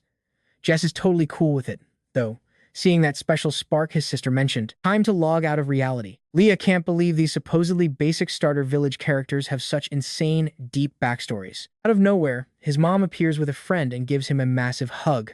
She's sobbing, worried that his new cash came from something illegal, but the squad clears it up. Lunch finished, so Leah brings up that lunchbox quest. Instead of cashing out like they planned, he decides to finish the mission, leaving the kid in total disbelief. Ki-jung is literally crying until Leah explains Rue's real plan, a restaurant that's actually a secret information guild. He hits up Ki-jung for advice since he's a veteran player. The blonde guy confirms it's possible. He's seen it before, but it usually costs a fortune in gold. Still, the intel is top tier. Since the guide is an NPC, it's basically a legal pay to win. You won't find these in the capital because the royals love their privacy. That's why the king wanted that lunchbox. The reward was just an opening ceremony invite. The blonde guy warns it smells like a trap because no sane player would follow through. An item that high level should be sold immediately, and the hero totally agrees it feels sketchy. But there's a chance the reward is way bigger, maybe even triggering a massive butterfly effect in the story. So, he heads straight back to the sister's house. She remembers him from before. Right away, the protagonist admits he's the one who was supposed to deliver the lunchbox. A twist she already knew, and now he's even more interesting. Jess offers a drink, but he's only thirsty for information. He knew this was coming. He delivered that box just to see what the real prize was. Leah tries to play it cool, but Jess doesn't care. She says most people would have just sold the box. If someone actually delivered it, They're either a complete moron or a genius looking for an edge. No normal player makes it this far. This quest is for someone hunting for serious profit. Now, pay attention, because here's the catch. The sister also gave orders to kill anyone who delivered it. Suddenly, a steel spear flies in. The hero barely dodges, demanding answers while the girl praises Leah's truly insane strength. Before he can even aim, a squad of ninjas storms the house to take Leah out. Good thing he reloaded. He drops one assassin, while Leah lands a brutal kick straight to another's gut. He yells for everyone to freeze, threatening to blast the lady and keep the lunchbox. Even with a gun in her face, she just laughs, calling Leah quite the rude gentleman. Our hero claims holy knights are coming, but Jess reveals they've already been bought and paid for. Anyone causing trouble here prepares ahead of time. His sister would have given him a 10, but Jess only gives him an 8. Turns out, this whole life or death situation was just a test. She drops his score to 5, it's over. You and I might have walked away, but our hero decides it's time to take control of the room. He keeps his gun leveled at her. He feels betrayed and demands compensation from his future guild leader. Girl bursts out laughing. She loves how shameless he is for someone aiming for the top. That bold response was the secret to the quest. Now, Jess agrees to share some juicy intel. 2 days later at Lars Canyon, he finds a massive stash of rare herbs right where she said. After sniping 1,000 goblins, Leah earns the Goblin Nose Collector title. Next stop, paying a visit to No Brown. Inside the quest house, the hero checks in. The old man notices the kid is looking a lot tougher. No Brown asks if he's been training. Leah is shocked, he noticed. But hey, the gains are real. He actually jumped up 12 whole levels and explains the grind. Old man says this speeds things up. It's time to join the next generation of the 3 Musketeers. Turns out, his previous missions weren't standard at all. Every single step was secret training for this elite role. There's still the mystery of the missing people, but Leah decides to worry about that later on. So, what do you and I think? Is he ready to face a golem that's even worse than the Cobalt? Alright, stick with me. Our hero Leah is totally panicking, but he finally accepts this high-stakes quest. Up on a mountain, groups of players are already teaming up to take down the massive golems. Everyone wants fire, or ice mages, which is exactly what our guy found online earlier. Usually, it is just golems and man-eating plants. Snipers avoid golems while warriors hate the plants. Since both spawn together, the game does not make it easy for anyone. Honestly, if you chose a different class, you could never survive this route. This rare mission only shows up for the first 3 people who pass the old man's test. Leah thanks his mom, panics when he sees a group fighting, and immediately starts sprinting toward the action. These golems only ever use basic smash and slam moves. It is predictable, but a small rock he kicks suddenly merges with others to form a giant mountain of stone. He quickly preps his ammo, thinking these conditions are perfect for landing one massive, high-damage shot. The wind is blowing southeast, so he adjusts his aim and fires at the head. But this monster won't stay down after just one shot. Thinking he underestimated the beast, he lines up another shot and hits it again. But the golem looks ready to crush our hero alive. Now watch this. Instead of running, the kid suddenly gets dead calm. He loads the final round into his musket and fires a shot that shatters the golem into tiny pieces. He thinks it is over after 3 shots, but the monster is regenerating and almost catches him with a surprise attack. With no time to think, he uses his precise hand technique to keep firing until he finds the golem's heart. Leah gets confident after spotting the weak point, but the monster just covers it back up with rocks, totally embarrassing him. He runs and loses 50% of his health. Luckily, there is no stamina limit, so he rechecks the quest. Quest says he needs to see what was invisible from afar, like the heart, but shooting it is not enough to win. While searching for more information, the kid hears a huge commotion coming from nearby. The earlier group is still fighting those golems, but unlike Leah, they crack open the core and manage to destroy the heart with a straight-up beating. Curious, Leah asks if that little glowing ball is anything special. A player explains that you just need one good hit on it to win. Some call it a testicle since breaking it ends the fight for good.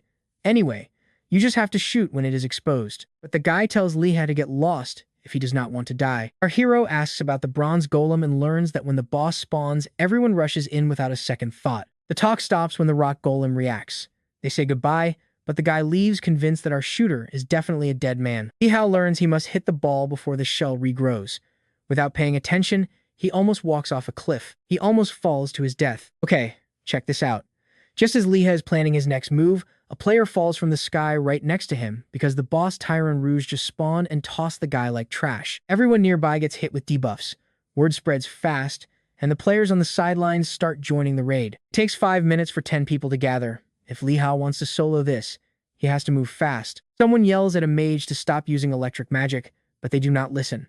Lightning strikes, and the golem screams. The attack gets reflected and fries the whole group instead. Talk about a total disaster for them. A few days later, A guy in the city is looking for members to form a party. He runs into our hero but gets disappointed because he thinks Liha is just another newbie. The kid expects Liha to get wrecked by the man eating plants, so he follows him into the golem territory instead. Before he can see a thing, a gunshot rings out. The protagonist just smiles and says his plan actually worked out. 9 days later at the Tenaro Peaks, Liha waits for the respawn while surrounded by players the plants already ate. Thanks to his skills, he avoids every trap. After 10 long days, the boss monster finally makes an appearance. Liha gets hit with every debuff possible.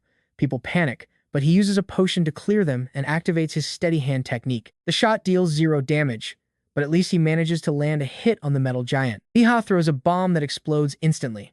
Since the cores are exposed, he basically wipes the floor with everyone. Lately, our hero learned to craft bombs using gunpowder and a bit of his own cash. Monster charges forward, and Liha realizes there is a phase where his bombs just won't work. Other golems try to jump him too, but our protagonist stands his ground, determined to be the one standing in the end. And that is where we leave it. Liha refuses to give up, so you and I better stick around to see what happens. Alright, you and I are about to see Liha face the most insane golem fight yet. Massive attack swings in to crush him, and he barely dodges. All he can do is retreat as far as possible. He tries to outrun those area of effect strikes, but no luck, he gets slammed right into a wall. His health bar is flashing red, but then he spots it, the core is exposed. He pops his force barrier immediately. That barrier keeps everyone 3 meters away, giving Liha the perfect opening for one last shot at the little orb. And just like that, a shotgun blast echoes for the very first time in this medieval fantasy world. Don't blink, even the vulture that showed up to eat his corpse is shocked by the result. But hey, money is money. Back at the watchtower, Liha drops in and starts screaming his head off, celebrating like a total madman. He soloed a golem, but his musket is trashed from that shotgun hack, so it's time to log out at the forge. Before he leaves the game, he has to check all those sweet achievements he just unlocked. Stellar Craftsman, proving his crazy musket modification actually worked without blowing him up. He also nabs Master of Solo Players. Apparently, some people got better versions by crafting wild stuff like his bomb. Checking his stats, he has 82 points to spend. No Brown's quests are top tier, and it was all thanks to dexterity. He decides to split the points with intelligence though, hoping it'll make him a legendary crafter. Plus, with that skill, he can name his creations, summon them, and even power them up. Liha tries to give his bomb a flashy name to make bank, thinking of something epic. Too bad the system trolls him and auto-names it Fuse Wire. After a quick cry, he finally hits the hay. While he's dreaming of riches, the payday he wants is already going viral thanks to his boss fight replay. After sleeping for 12 hours, he's starving, but the fridge is just full of his mom's medicinal herbs. He needs more cash to change his life, so he sits down to do some pre-game research. Let's pause. I know what you're thinking, and yeah, things are about to get even crazier for him. Someone uploaded his golem fight without asking, and now he's desperate to take it down. But complaining would reveal his identity, and crazy fans are already offering bounty money to find him. Hee-jung hits him up, friends already recognized him. To distract himself, he puts a new shield up for auction. It's the loot from the golem. While the kid admires it, our hero starts bragging just a little bit. Claims it's okay for PvP, but worse than his gear, despite being worth 180 gold coins. The kid says thanks, and heads off to play, leaving Liha to his thoughts. Thinking of his mom and friend who supported him, he logs back in, fully motivated to pay them back. The auction price hits 188 gold coins, but our hero spent a fortune failing to fix his musket and his cloak got ruined by some tree branch. Worse yet, he's been rolling in the dirt like a bum, and now he looks the part until he gets paid. Even though he planned to treat his friend, Liha ends up calling him to ask for a huge favor instead. He grabs a new set of gear with a small discount thanks to his bargain skill. Time to head back to No Brown and turn in that mission. They swap greetings, and the old man notices something is different about the kid today. Recognizing his talent, he unlocks the powerful Hawkeye skill.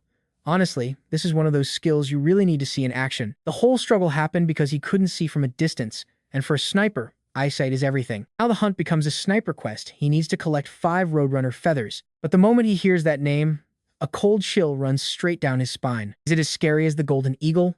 Way worse, the old man says. Now our hero is really starting to freak out. Failure won't kill him, but then a legendary quest pops up, the Legacy of Elizabeth. To finish it, he has to hit a target from 444 meters away. Elizabeth always said whoever lands that shot becomes her successor. Liha is hyped, but the old man says he's not ready yet. If he becomes her successor, he gets the weapon on the wall. That was the legendary lady's musket, while the other 2 already belonged to masters. The powers of the 3 musketeers are being passed down, so Liha needs to focus on his accuracy. But what do you and I think? Will he survive the Roadrunners? Trust me, You'll want to see what's next. You and I are about to watch a total underdog try his luck against desert monsters in this high-stakes game. He triggers Hawkeye, and his accuracy hits sniper levels. It won't zoom, but man, it's a massive help for him. He goes for the shot, but the monster blasts off like the Flash, leaving our hero totally dazed and unable to track it. When these things appear, players just give up. 3 days of grinding later, and the hero is absolutely wiped out. 0 feathers collected so far.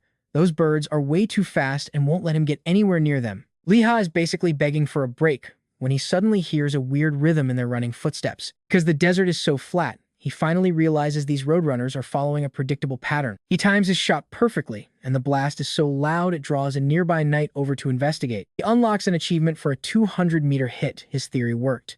Now that he's got the hang of it, the hunt is on. Our hero finally understands what real sniping is. You just have to guide the bullet exactly where it needs to go. Hunters love the chase, but a sniper lives for the wait. Thankfully, Liha figured this out just in time to finish his 20-day quest before the clock runs out. Suddenly, some loudmouth starts screaming insults at the hero, demanding he hand over his ring right this second. Yep, it is that annoyance. Hyung-nim again, showing up with some Sunrise Guild thugs to cause more trouble. He figured they would have stayed hidden after that last embarrassment, but he's not sweating it. Out of these 10 guys, he is clearly the strongest one there. Hyung-nim demands all his gear and the golem shield. Then, their mage uses a scroll to block all return items. Trapped, Liha calls Ki-jung for backup. His friend agrees to help, but he needs some time to make it there. To survive this, our hero needs to stall. He acts like he's going to surrender and hand over the ring. Hyung-nim isn't buying the act, but while he's distracted, Liha takes a sudden shot. The shot only misses because a tank blocks it for the boss. The leader actually thanks him, shaking from a near-death experience. He's so furious he vows to spawn kill the hero every single time he tries to log back in. Liha is fighting without time to reload, but he pulls out a homemade bomb and tosses it right at the assassins. As they scramble for a mage to heal them, the hero finds a split second to reload his ammo. Suddenly, a samurai launches a massive air slash, and Lihei barely blocks the hit with his ring's force barrier. He didn't think anyone this skilled was in Sunrise. The guy's name is Zako, and he seems to be the boss. Now pay attention, because this next move is legendary. Hyung-nim is sucking up to Zako when his second bomb goes off. Sadly, finishing Zako off like that fails, and that protective barrier is only going to last for 5 more minutes. Liha is feeling the pressure, but before backup arrives, that knight from earlier shows up to see what the commotion is. He spots the Sunrise Guild and realizes they are player killing. He sees the protagonist is a musketeer and asks about a sleeping boy, but Liha just yells at him to run. Hyung-nim orders a volley of arrows, so the hero dives in front of the stranger to protect him. An arrow pierces Liha's shoulder, and as they hit the ground, he realizes he is seriously injured. Liha shouts at the knight to get out of there, but as soon as the kid leaves the barrier, Zako launches an explosive slash. Instead of running, the knight tells Liha to stand back and completely shuts down the enemy's lethal power. You and I saw that coming, right? This knight is actually a girl who absolutely hates people who bully others. She notices the hero's potion and gets curious. As the shield guy moves in, she pushes Liha back and lands a devastating long-range thrust. Kim falls screaming as his health bar is completely wiped out in a single hit. Ako is completely stunned because he didn't even see his strongest underling get taken out. Since Liha got injured trying to help her, the girl offers him a potion that heals him instantly. He doesn't love fighting, but these guys are way out of line. Zako wants to run, but his pride is holding him back. He orders his remaining goons to finish both of them off right now. Seeing no other choice, the girl charges in alone. Those thugs weren't weak, but she is on a whole different level. Liha is desperate to know who she is. Once the dust settles, he tries to return the potion, but she lets him keep it. There's definitely a romantic vibe building here, but they quickly change the subject. So what do you and I think? That's one heck of an introduction to a brand new ally. See you next time. Stick with me. Liha tries to message his friend that it's over, but the guy just won't read it. He comes in swinging at the girl like she's the ultimate enemy, activating his Holy Spirit Turtle Advanced technique, but she blocks it at the very last second. After that, she asks if they can finally talk. Ki-jung demands to know why a world rank 6 player is hanging with his friend, and Lihei suddenly realizes she's the legendary fencer, Shin-nara. This fencer is a national gold medalist who wields a rapier-style blade while unleashing high-level techniques like Lepanto's. Ki-jung asks if they're acquainted, so she explains the situation our hero saved her, and now she's paying him back by clearing out bandits. They all swap names, but since she's using such a unique weapon, Nara explains that she's actually traveling across the land searching for a magic sword. Liha asks if it's some kind of brooch, making her snap because it's her main quest item, but our hero is clearly clueless about the whole thing. He's only heard rumors of the quest, but knowing it's near the border is a huge help for her. She says her goodbyes after thanking them, but sends Liha a private message to add her as a friend while keeping it a secret. Now, here's the part you and I need to watch. Kijung teases his friend for never having a girlfriend before explaining that Nara is actually a famous holy knight. She was the first one to get that title, making her a celebrity. Liha explains his drama with Rising Sun, which totally pisses Kijung off. Kijung says he better stay low until he hits level 100. Liha wants immediate payback. Still, he knows that guild is massive, and taking them on as a solo player is going to be nearly impossible for him. Back at the cabin, the old man sees how much his student has learned and praises him for clearing the mission so quickly. Our hero finally unlocks the marking skill, but No Brown warns him he still needs to learn how to distinguish between different human targets. The third mission is a comprehension test. Objective: eliminate Angel, the bandit boss. Bandits are hiding out in the southeast, so the old man hands Liha a wanted poster so he can recognize the target's face. Even then, Liha argues that if he takes out the leader, someone else will just step up and take his spot. The old man says they might scatter, but he doesn't really care since you only see the result after taking the shot, like flipping a coin. His doubts vanish. Liha heads out thinking about that advice, fired up to hunt Angel in a desert wasteland that is absolutely perfect for catching a sniper's bullet. Days later, in the desert, Angel orders his goons to bring the beer. Everyone drinks until they pass out, except for the guards who are stuck on the clock. Okay, I know what you're thinking. Sniping a boss is hard, but Liha's marking skill only allows 3 targets, and he's already locked onto his prey. That's how he tracked them down after a 10-hour trek through the sand. He spent 17 days tracking their routes, but the fortress is guarded by magic circles that complicate his escape plan. Using a return scroll is impossible here, so striking while they're partying is the only shot he's got. He waits for Angel to appear. After sobering up, the boss starts talking before suddenly puking his guts out. Everything is set. Liha fires, and the target drops. But the guards start screaming that the shadow is dead, which makes no sense at all. They scramble to find a nearby assassin. A tracker appears, and the actual leader orders them to ramp up the base's magical defenses. After 17 days of scouting, Liha never realized the real Angel was actually just a skinny little kid. They charge out to capture him, and Liha flees, thinking he's totally done for. With no other choice, he tosses a bomb directly into the approaching mob. He escapes, but Angel won't give up on getting revenge on whoever took that shot. Back in the city, Liha realizes the wanted photo was a total fake. When he tried to mark the target, they both spotted each other. Now it's only a matter of time before they find him. Even here in the city, the bandits suddenly arrive and start burning everything down. Angel demands the city boss rat out anyone who just arrived in town. Since the guy is clueless, Angel orders his goons to kill everyone. That bandit leader has survived so many hits before, he's always one step ahead. An explosion rocks a nearby alley, making the boss think our hero is hiding there. Then, more blasts go off everywhere else. The bandits lose their minds, but Angel correctly guesses that Liha has already made his escape. They eventually leave, but Liha never expected them to burn down an entire city just to flush him out of hiding. He decides the leader is going to pay. Even after searching 3 villages, nobody manages to track down the kid. The leader refuses to believe he got away. He orders his group to follow him so they can relocate their entire fortress. It's going to be a massive amount of work, and Angel knows their old location is already compromised. And that's where we leave it as 2 goons head back to the empty base to clear out the warehouse of everything useless. Alright, stick with me. We are about to see this bandit leader get dropped by a ghost in the woods. That shot? Perfect. But now, the shooters are coming for our main character next. Mission cleared. Now, our protagonist starts building some serious reputation throughout the entire kingdom. It is only a D+ rank, but hey, choosing to head back to the fortress was definitely the right call. Angel was a decent NPC, but our main character is way more interested in the mission details right now. Since he failed to save those villagers, he will not be satisfied until he can do better next time. Back at the cabin, the old man already knows the score. Our hero is feeling guilty about the burned villages, so he claims Angel was not the man in the photo. He took out a body double while 3 villages burned. Liha is crushed, but the old man reveals the person who sent that photo actually wanted to say sorry. No Brown does not see a problem here.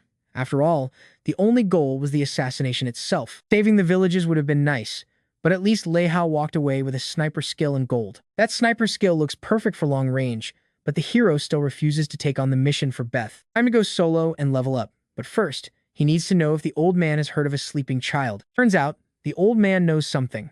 He starts to explain, but suddenly, he just goes completely quiet on our hero. Our hero dumps all his points into dexterity and heads out to test exactly what this new skill can do. Beginner Sniper upgrades the gunpowder, protects the gun cylinder, and boosts weapon range by 30% for 1 full minute. Watch this. Because of that buff, Liha nails a shot from 455 meters. Unreal luck, right? But now, it is time for the Holy Grail opening. Just as he figured, nobody can tell this is a restaurant. Even the veteran players have no clue what is happening. Leha is ready to beat the competition, but some creepy stalker in the shadows seems to have a really dark plan. High on the Chini Mountains, the hero misses the wind calculation and hits a monster's weapon instead of the orc he was targeting. That miss is a disaster. Since he missed the orc, things are about to go south really fast. He has the range now, but the projectile speed is way too slow. Monsters can hear the shot before the bullet even arrives. This mission was clearly designed to screw the protagonist over. And of course, the Sol Nascente crew chooses right now to show up. Once he smells trouble, he shreds a return scroll to report while the enemy squad starts hunting him down. In the city, the hero wonders how they tracked him. He realizes he has probably been marked by a skill. He cannot find the mark, so he bolts for the capital regardless of the price. The leader orders his mages to trap Leha before he can vanish. Journey begins, and luckily, he gets away just before the enemy magic can blast him. Using magic in a village is totally insane, but our hero cannot just keep burning gold to run away forever. He's forced to message Kijin and explain the mess. Leha has no idea how many enemies there are or their levels. The capital is safe for the moment, but otherwise, he is just a sitting duck thanks to that tracking mark. Now, I know what you were thinking. But instead of hiding, he goes full madman and decides to wipe out the entire guild. Kijin sends a huge text about how dangerous this really is. Leha remembers the old man's advice about just trying. His friend finally realizes there is no way to stop this guy. He tells Leha to at least register an official guild, otherwise, he will just be branded as a common criminal. Declaring war only protects him in the city anyway.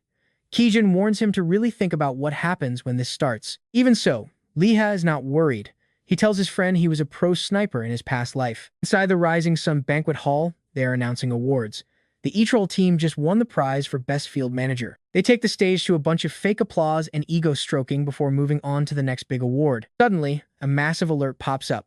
Some random guild called the Sunset Bandits just declared war, and the leader is named Leha. One guy thinks it is brave to pick a name so close to theirs.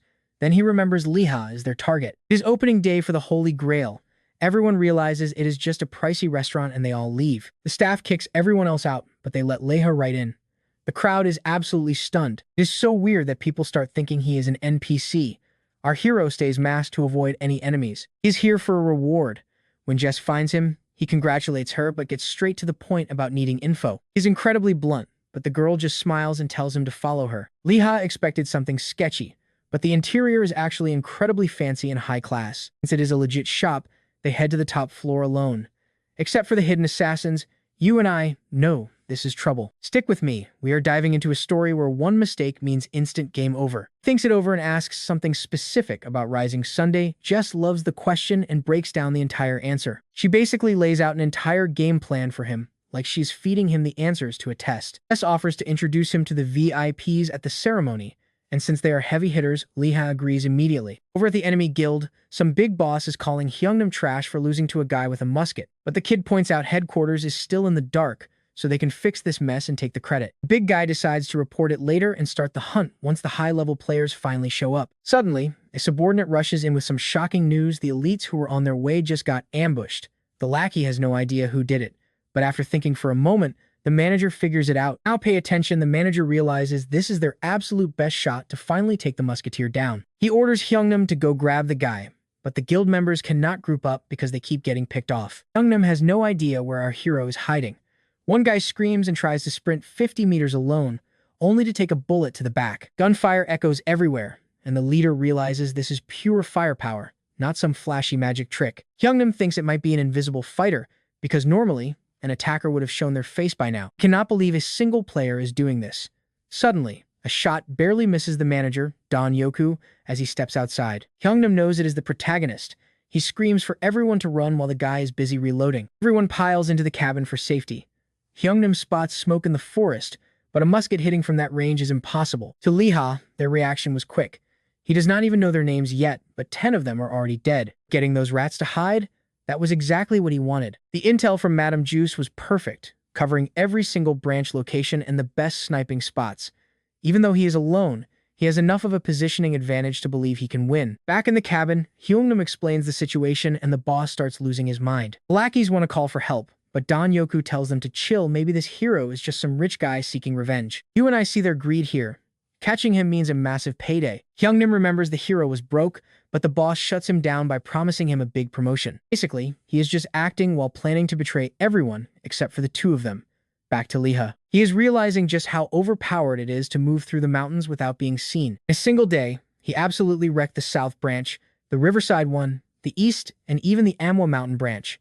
The Emerald Jungle Branch was going to be the final target. By now, our guy has already taken out 3 leaders, 2 vice leaders, and 4 elite players. One guy tries to go out and taunt the hero to get his attention, only to get absolutely clocked in the head. Survivors finally spot the protagonist, but they get wrecked because they are way too far away to even touch him. At the meeting, the guild master is so furious, he almost smashes the table to pieces. He blames the chubby guy because this whole beef started at the southern branch. Thanks to that kid, profits dropped 43% this month. Don Yoku is finally getting nervous. He waited for the hero to show up, but when he did not, the boss gave them 1 week to make him quit. He is even planning to visit them personally for info. Meanwhile, the hero is hunting down those Rising Sun punks. They should be angry, but they stopped chasing him. Finally, Liha finds one and lands a perfect shot. He is ready for the next one, but that target was just bait to find him. A full combat squad is closing in. An archer lets an arrow fly. These guys are not amateurs, they actually know what they are doing. Nearby adventurers get curious about the chaos and wonder where the group is going, especially since you cannot see anything inside the forest. Deko steps up to handle it. He uses a light scroll while Hyungnim prepares to call in the reinforcements. Zeko lets the other guy take the lead. Right away, he sends an urgent message to Don Yoku. He summons 531 branch agents right at the forest entrance, splitting them up into 20 units of 25 people each to totally surround him. The massive search and destroy mission begins. Hyungnim is finally ready to take Liha's life for good. They argue over the plan. Lifa hears the massive numbers coming and starts prepping for the absolute fight of a lifetime. This forest is massive.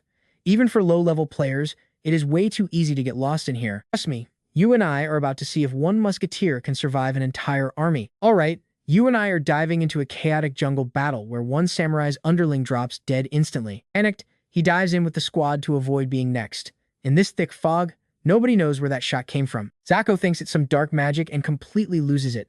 He starts screaming and slashes his own man for asking him to be quiet. He's desperate and totally messes up because the second he shows his face, he gets a homemade bomb as a gift. Our hero stays hidden up in the shadows because if you're fighting from cover, you definitely can't be standing out in the open. There's a reason he only moves through the west, but the first step in war is choosing your own battlefield. A massive forest he knows well is the perfect spot for a fair fight.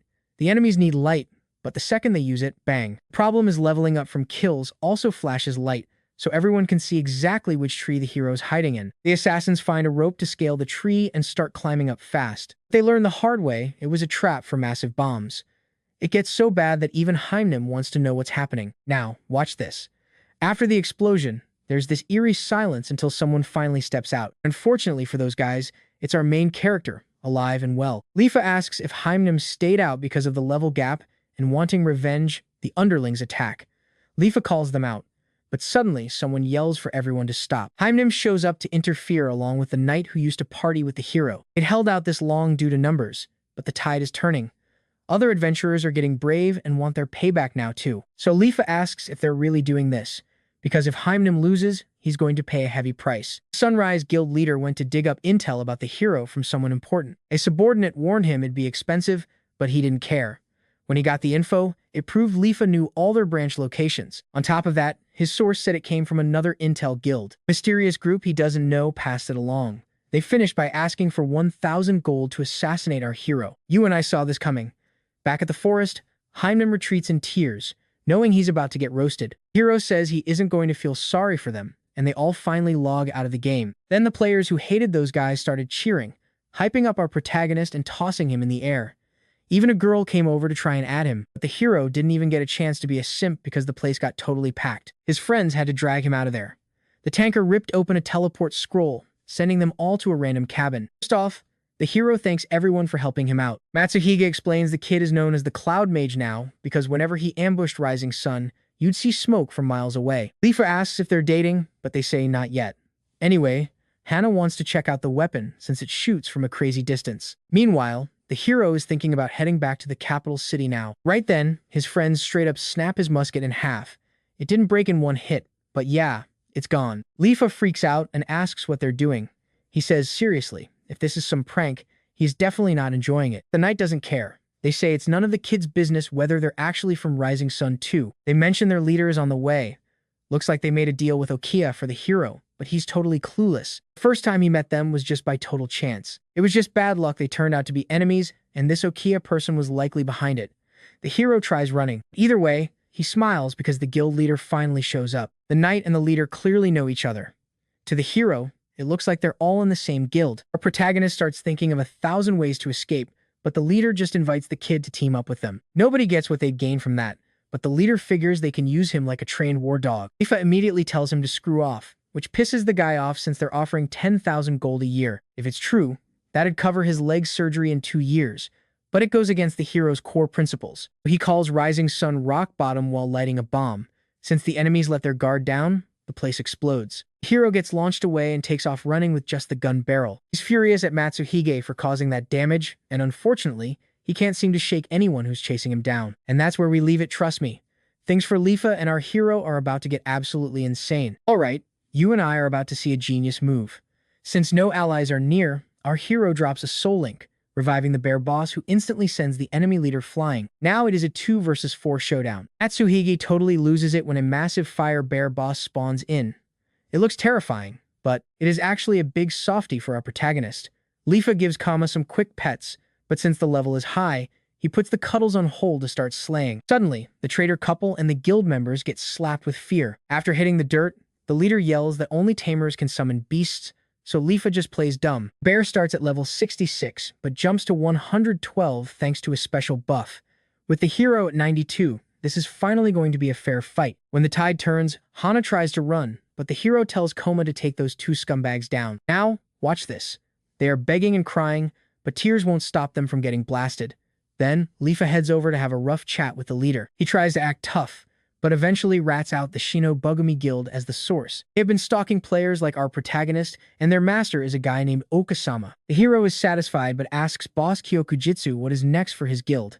Since they failed this hard, he better think about shutting the whole operation down right now. Lifa knows the news of this beatdown has already gone viral. He remembers they wrecked his brand new rifle, too. Kyokujitsu offers a payout, but it is nowhere near enough. The kid tells them to quit the guild and demands they return every cent they stole from players through a contract. If they think the price is too high, he delivers a few more brutal hits to those Rising Sun thugs. Violence really does solve everything here. The system ends the war and crowns the Sunset Bandits as the ultimate winners. Even while broken, Kyokujitsu swears he is going to get his revenge. So the hero tells the director to just start his own guild. He says the new spot doesn't need that loser leader, which gets the guy hyped enough to teleport away immediately. So the boss chases him, leaving only our main character with his teddy bear, who just hugs Koma and celebrates their massive victory. Meanwhile, in Texas, a guy at a gun shop shows an old man some insane gameplay. He is watching the hero go wild with a musket, hitting every shot despite the slow reload. At 9:30 p.m., he clocks out and refuses to work a second for free. After saying goodbye, he leaves with a small gun. At the exact same time, over at the mage sister's mansion, the blue-haired sister tells the other to look. Our main character just crushed the entire Rising Sun Guild on his own. Hallwin is in total shock and cannot believe that Lifa is the Cloud Mage. Plus, he is the leader of the Sunset Bandits, and the videos prove it. Trust me, you and I would freak out too. He took down 500 enemies and leveled up fast. Did not want him back before, but now he finally looks strong enough. Hallwin tells her sister she is not against inviting him, though she sounds way too into him. Now that they both agree, the next goal is trying to recruit Lifa. When he logs back in, he is flooded with 873 messages from people wanting to join. He only planned to use that rifle until he got a better one, but losing it now is still a huge blow to his gear. Even so, Lifa scores 3 massive achievements including Impartial Judge and Victory in the Guild War. Those gave him 35 stat points, plus 16 more from Battlefield Avatar. For wiping 500 enemies, he gets his first rank A achievement. He dumps his points into intelligence and dexterity. Now he's feeling like a genius and expects the academy head to give him some praise. Lifa heads to the cabin with a grin, but realizes there is already a stranger waiting there. This person talks like an ally, but our hero has absolutely no clue who they are. They mention some rival, they won't help, and it is pretty obvious they are talking about him. The guy says he figured everything out already and only needs to speak because he knows Lifa is listening in. They finally lock eyes, and the hero panics and tries to make a run for it. Once the stranger sees the hero's weapon, he is certain that he doesn't need to help. He says he will return later, and the old man agrees to wait for him. And that's where we leave it, trust me. You won't want to miss what is next. Alright, you and I are diving into the story of a legendary sniper in the making, starting with the mystery of a sleeping child as Lifa hunts for answers. But searching isn't even necessary because the kid is already just hanging out in a tree. Instantly, our main character thinks this guy looks like a straight-up cowboy movie extra, He wonders if Nero was looking for her boyfriend, but honestly, he just lets the thought go. Lifa apologizes for being a bit nosy and asks if he's a musketeer. The man ignores the small talk, noticing Lifa hasn't taken the test and his level is super low. At this rate, it wouldn't even be a real fight. Not that the hero was looking for one anyway. The stranger takes off after that, but our hero keeps following him, trying to get a word in. Suddenly, the musketeer kicks a tree and says that right there was exactly how his test went. Our main character is lost, but the word test makes everything click. Then the guy introduces himself as the legendary Kid the Swift. He's the one carrying on No Brown's legacy, and honestly, the two of them are practically twins. His exam was shooting falling leaves from only 2 meters away, which totally confuses the hero. He had to hit a bunch at once. Basically, one kick sends 13 leaves falling, and the old man told Kid he had to snipe them all before they hit the dirt. 13 hits in 3 seconds? Don't blink, because that sounds absolutely impossible for any normal player to pull off. Kid isn't even holding a gun, which is weird since the hero knows you can't just stash a musket in your inventory. The kid hints that Lifa already knows the secret since he's an expert at making bombs. It still makes zero sense, so he just tells the kid to follow him. Before moving, Lifa asks why he's helping, and Kid admits he needs a driller's power. He explains his reasons in this super confusing, half-baked way that's hard to follow. But Lifa realizes Kid is basically a Cinderella story. He needs help, but is way too embarrassed to just teach like a normal person, so he's acting all mysterious instead. Either way, the protagonist vows to pass the test and become the ultimate driller. That gets another weird reaction from Kid, but they part ways with that deal set in stone. Back at the cabin, the old man says Kid cleared the test in 3 days, so he handed over the weapons. Lifa can't believe it's even possible, but before he leaves, No Brown tells him not to be so narrow-minded. Our hero decides to take that advice to heart. He's still confused though, because the old man said muskets plural like he was playing some kind of prank on him the whole time. It was the strangest part since he wasn't carrying a single weapon, which just seems insane to Liha. Wait for it, he actually stored that massive weapon in his inventory. Later on, the blacksmith Zig greets Liha and asks if he's back to mess with the drum. Instead, the hero hands him the piece cut straight in half. Zig suggests just buying a new one, but Leha has a different idea if Zig is willing to trust his vision. The two of them put on a real show working together on it. When they're finished, they've built a musket that actually fits in a bag and was totally worth every single coin spent. After that, the hero also asks him to drill holes, so the drum can finally rotate. Zig stays humble and admits he can't do it, suggesting they find a dwarf for the job. Dwarves are legendary blacksmiths who create magical weapons, and they live in the massive adamantite mountains just outside the borders of the kingdom of Fibiel. Alone in the woods, our protagonist manages to reload the weapon in 10 seconds. Everything felt perfect, so he tests it on a leaf but misses by a mile.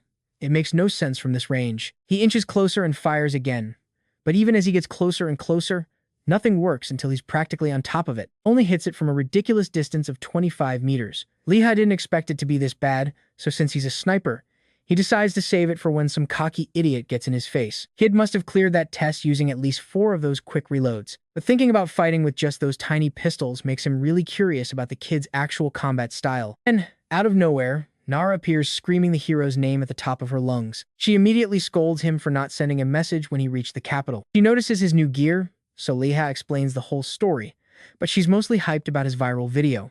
She even pulls out her own brand new weapon to flex on him. Nara managed to break the seal on her magic sword, giving her power comparable to a top-tier named non-player character. Speaking of power, the hero says he's not staying with the guild, so she invites him to join the Holy Knights. They're close friends, so she's happy to recommend him.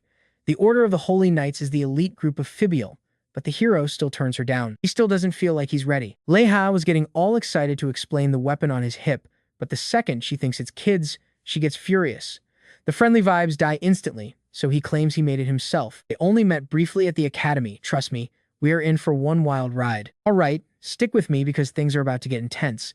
Nara is fuming because she actually lost a duel against Kid a while back. And get this, it wasn't even close. She got absolutely wrecked in that duel against Kid. Talk about a major ego blow. Leha tries making 1,000 excuses, but Nara was a top ranker back then. He honestly can't believe she lost that easily. He's known as the Sleeping Kid because rumors say he snoozes even during intense gameplay. Once, when he got a rare item, the Rising Sun Guild immediately tried to jump him and steal it. 30 guys went after him, but no footage exists because the fight literally ended in an instant. Just pure madness. Before anyone could blink, those 30 bullies got wiped out while Kid stayed face down on the table. He didn't even bother to stand up. Only the weapons under the table were moving. When he finally woke up, he actually had the nerve to ask what happened. That's how he earned that legendary nickname, The guy hits his targets perfectly even while he's fast asleep. Nara explains that levels aren't everything in this world because the game system handles the heavy lifting. It basically feeds rankers to predators, throwing them against powerful outsiders who play by their own set of rules. It's all about attributes. You can boost them through rare achievements without grinding levels.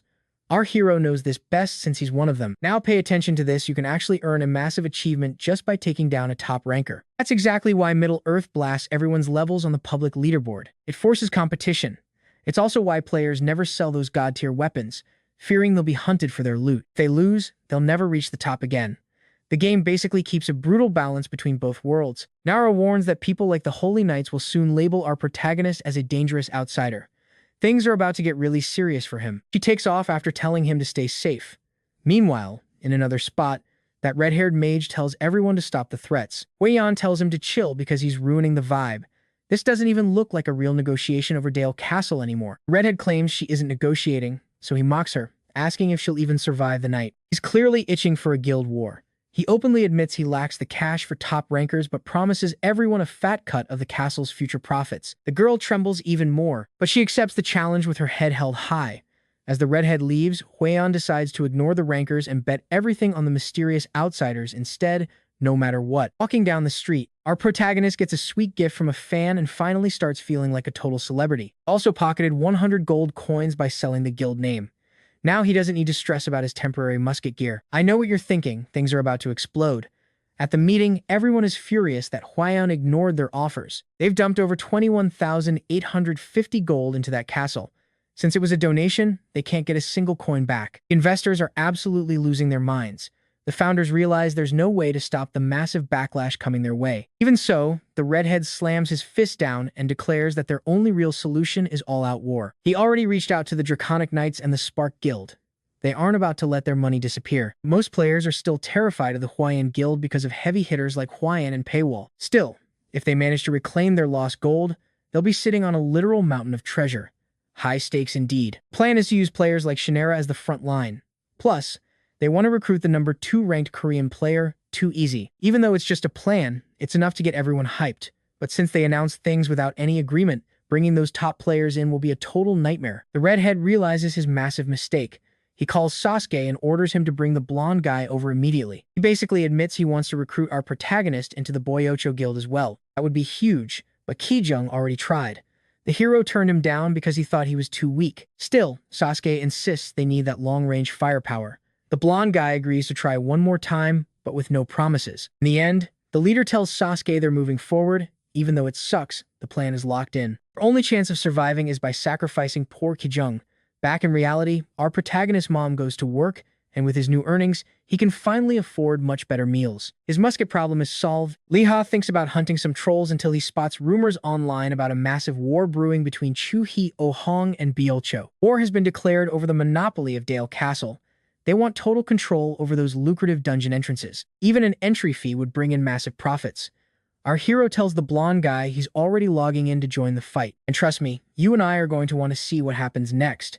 They meet up, both rocking brand new gear. Let's dive into the moment Kijung asks the main character if he's joining the guild. He apologizes for the timing while explaining the whole mess. Lee-ha doesn't want to fight those sisters, but Kijung says the leader is giving the green light. Suddenly, someone bolts from the bushes, and the chase is officially on. It's a spy from the Hwahong Guild, and unfortunately, the rat gets away before they can strike. This is ridiculous. Lee-ha says he needs more time to think it over. War is a path to fame, but Lee-ha only cares about helping his friend and avoiding losses. Kijung says he'll tell the leader, while the main character stops himself from speaking as they split. He'd at least protect him from that damn berserker. Meanwhile, the main guy grinds trolls from a distance, dropping them in 2 shots. This new musket is way too light, but a sudden arrival completely breaks his focus. Redhead arrives, complimenting his new short-range weapon. That viral video meant he knew they were coming for him. Ryan invites him to the guild, but Lee-ha isn't sure they'll win. She says they don't need a huge strategy because the parasite is what truly takes down the lion in the end. Traitor leaked that the rival guild is losing control of their own members. The blonde shows up late, and the boss tells him to hurry up. He sits down, wondering why everyone's so pissed. Now watch this. The leader uses prison chains to block his teleporting for 30 minutes. He thinks it's a prank, until they show a photo of him smiling with an enemy. He claims he was tailing the guy, but Sasuke doesn't believe that smiling face. Someone was missing from the shot, but he can't prove it. Hyde says the real problem might be the main character. Kijung defends him, but they believe the sisters are involved. The redhead warns him that the guild's safety is at risk. Play a video to convince him. In the Candle Castle incident, it was basically common sense that some random musketeer shouldn't be popping off like that. Class was garbage, so that 1 versus 500 victory was completely unbelievable. Elle doesn't think the main character is a spy, so they agree to find proof. They teleport out, risking everything if they can't prove his innocence. Back to the hero, where Huiyan is starting to notice something very strange. He flirts while pitching the offer, right as his friends arrive. You feel that tension, right? Chaos erupts as the hero tries to explain. Huiyan attacks, tail blocks with a fire sword, and the hero begs them to stop. They teleport away before the hero even gets a chance to explain. Regretting his silence, he asks where she got that info. The parasite comment meant there's a traitor, so the hero points his gun right at her face. He wants no misunderstandings. Huiyan doesn't care about the drama, and since he insists he's so important, she claims she doesn't even know who it is. Contact was totally covered up, and even if she was sure, they could have been a double agent. Plus, she wasn't trying to split them. She offers them both a spot where the hero would be her personal bodyguard. She offers 3,000 gold a year plus bonuses, which would let him afford that surgery in just 4 years. It's a one-time chance to fix things with Ki-jung later. The hero refuses. That blonde friend pulled him out of depression and saved his entire life. He'd rather fight than betray him, and she actually respects that. And that's where we leave it. Alright, you and I are jumping into the chaos as our heroes regroup while the Beale show leader forces Ki-jung to take the fall. Back home, our main character tries calling. Zero answer, he is blocked by Ki-jung and Table. Meanwhile, the blonde guy is sitting at home feeling totally betrayed. With no way to prove they are innocent, the leader forces him to sign a shady contract. Losing this war means total bankruptcy for Ki-jung with 2.6 billion in damages. Over at Holy Grail, everyone is gossiping about who will win. When the waitress arrives, Lita drops the code word. Lita and Waz are meeting up again to trade some vital info. Besides the intel he asked for about Beale's show, our hero also needs dirt on Igor since he is definitely showing up in the war. A few days later, the Sisters Guild General Director gets called in. Jae-jung explains that Wai Jung is just a figurehead, while the redhead is the one actually pulling all the strings. Intel meeting kicks off. In the opening battle, the enemy used their massive numbers to launch a full-scale assault. That day, they lost in under 1 hour. Their hideouts were top secret. Yet Beale's show knew exactly where to strike. They hit 9 locations all at the same time. To handle this mess, she brings in a specialist, the famous outsider alchemist, Crowley, also known as the Mad Commander. Now pay attention, because he only joined to hunt down Faust once Beale's show finally summons him. Jung has to keep rejecting his crazy advances over and over.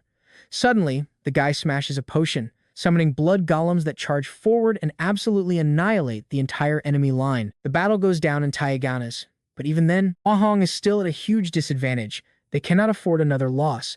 And with that, the meeting finally wraps up. From afar, our hero thinks it is epic that the sisters hired the alchemist and the yellow dragon. Then he spots people in Hwahong camo cloaks. There are no guild symbols, making him think these are the actual spies now lurking in the capital. At first, they deduce some clues from the crest. The redhead had no clue Lita knew Ki-jung, so our hero uses his markers to hunt down those nosy intruders. At night, a hideout trap leads to a brutal clash for the Hwahong Guild. They end up losing 4 people. These losses keep stacking up a full week after the Battle of Tiaganas. Beale's show has not even appeared yet, but their position is already totally exposed. Every time they send 10 people, Beale's show hits them from behind. You see, the redhead is trying to find where it all went wrong. Earlier, the leader was thrilled when all 3 groups succeeded. Despite spending a fortune, Hwahong is struggling, while Beale's show plans to reclaim everything once they take the castle. Sasuke promises to prepare the strategies, they say their goodbyes, and the redhead gives him her thanks. Since Beale's show is winning, people are switching their bets. That enemy guild keeps provoking them, revealing their next move at Mouth Cliff. A few days later, at the designated spot, the 2 rival groups finally meet. Hwahong is outnumbered, but Peiwu brings 888 elite soldiers while the alchemist takes a strategic position on the side. On the redhead's side, a mage worries about the timing, especially since their current plan is to just play defense. Sasuke is ordered to protect the master. Meanwhile, Hyen screams that they must eliminate the witches and storm the castle. Beale's show advances with 600 men, but the way this war is starting feels like an obvious trap. Hyen shouts that this is not chess and calls her sister, who unleashes a massive ice spell called Arctic Tornado. As the tornado wreaks havoc, the mage and Shin begs the master to help them activate the trap. He deploys a storm barrier to block the sisters' magic, but even with 4 totems, Inshin is barely holding on. Mages combine their power for a massive joint spell. To avoid hitting their own barrier, Hyen creates a strategic wormhole specifically for Hwahong. That magic sandwich hits the girl right in the face. The wind blasts everyone away, except for Ki-jung, who stands there completely blank. He keeps spamming blood golems because he is clearly furious, and the alchemist looks like he is about to cry. Victory seemed so close until everyone saw Pei Wu's massive reinforcements looming on the mountain. Tian jokes around and offers a casual thanks, while the enemies are absolutely paralyzed with fear. She orders her allies to surround the area, and a flood of soldiers begins pouring down the mountainside. The founding members are getting nervous. Suddenly, they have completely lost their overwhelming numbers advantage. With too many soldiers to count, Haiyan mocks the enemy leader, telling her she is not fit to own a castle. And that is where we leave it. Pei Wu gets hit with a forced teleport. And trust me, you and I know things are about to get wild. Alright, you and I are about to watch the sisters lose their biggest advantage. The portal is locked tight, leaving the Chinese fighter stranded far away with absolutely no way to get back fast. Now, Jung leads 88 warriors from the Yellow Dragon to hold the line. Il Shou was outnumbered, and nobody expected Igor to come charging in like a total psycho. This berserker is pure nightmare fuel, just swinging his massive sword and shredding through entire squads. Tian is ready to call it quits, but a secret hero hiding nearby is about to change everything. In just a few seconds, Igor wipes out a ton of people, including both of the sisters. Il Shou is praising the master since Igor secured the victory, but the real MVP of this war is Sasuke for calling in the backup and planning the entire strategy from the shadows. Tian asks Igor to finish the hit, but the berserker suddenly turns and almost takes his head off. Sasuke gives him a quick reality check as the whole power dynamic shifts. Igor's crew starts acting like they own the place,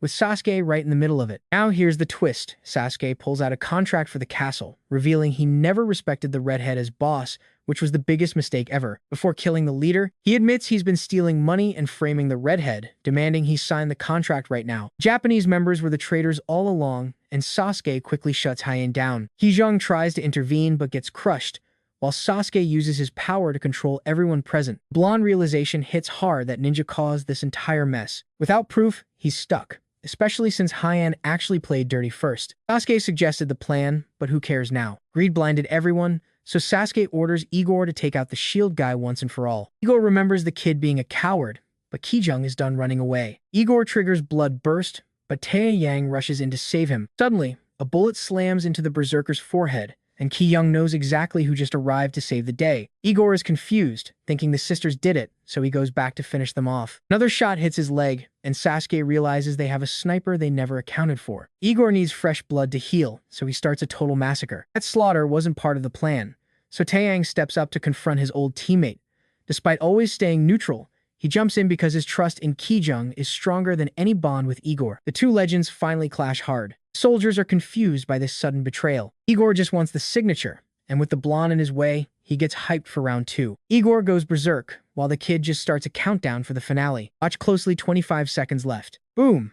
The protagonist hits Igor right in the shoulder, giving Kijang the opening to use the sword's holy power and slice the monster's stomach wide open. Igor drops, but he triggers one last desperate werewolf transformation. Hien screams for them to run, but Kijang freezes the beast's jaws. Even near death, she managed to support her teammate. Redhead is skeptical, but the brothers trust each other completely. Suddenly, a bullet hits the wolf's head just before it strikes, and Liha starts leveling up like an absolute beast. It's totally unheard of for a solo player to gain that much power without a guild backing them up. Our hero remembers every shot he took. He's relieved the plan worked, but now he needs to escape the entire Russian guild's wrath. Without a second thought, Liha sprints and jumps off a cliff. Hien uses her last mana to warp him safely down. The Russians are furious, wanting blood, while Haiyan wonders who this mystery kid is. Igor is gone, likely logging out after that crushing defeat. And that's our story, a coincidence that changed the fate of 2 whole guilds. Stick with me, you're about to see how a messy betrayal turns into one of the wildest guild wars in the game. After clearing the air,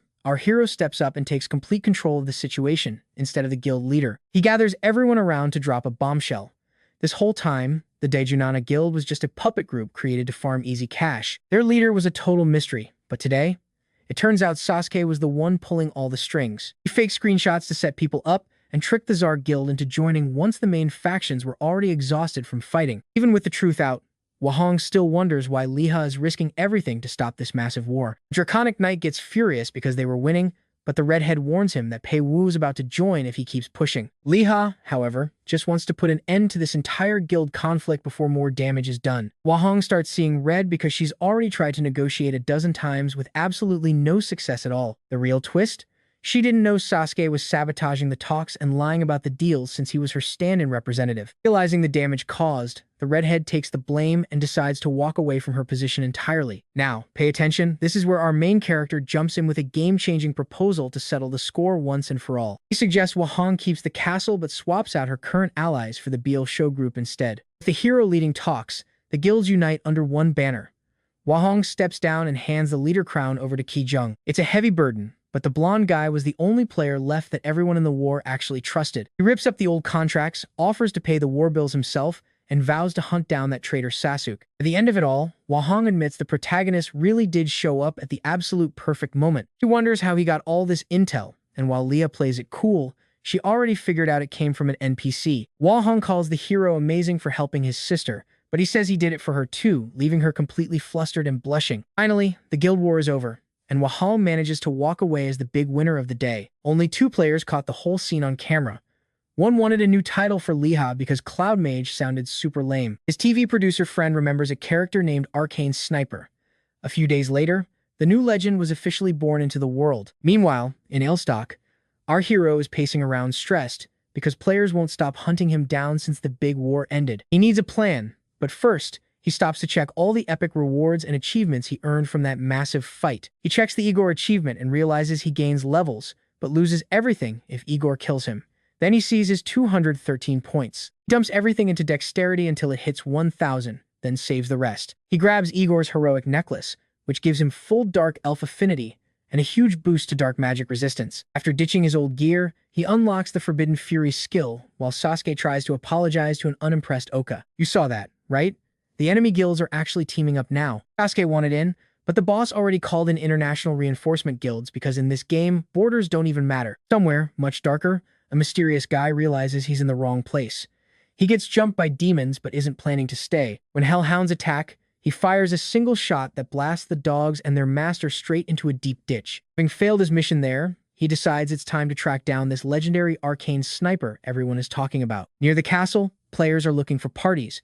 Our hero realizes this is the perfect spot for him to make some serious gold. Flashback time since Leha refused her first offer, the redhead offered him vice leader status and top-tier pay instead. She wants his skills and his company, but the handsome sniper would rather spend his time helping out his buddy Ki Jung. Suggests a small share of the castle income to stay close, and shockingly, she agrees to give him 10% right away. Back in the city, the hero accidentally bumps into a stranger and offers a quick apology for the mistake. The guy recognizes him instantly. He screams it out, and suddenly the whole crowd realizes the famous arcane sniper is right there. Everyone swarms him trying to get a piece of the fame.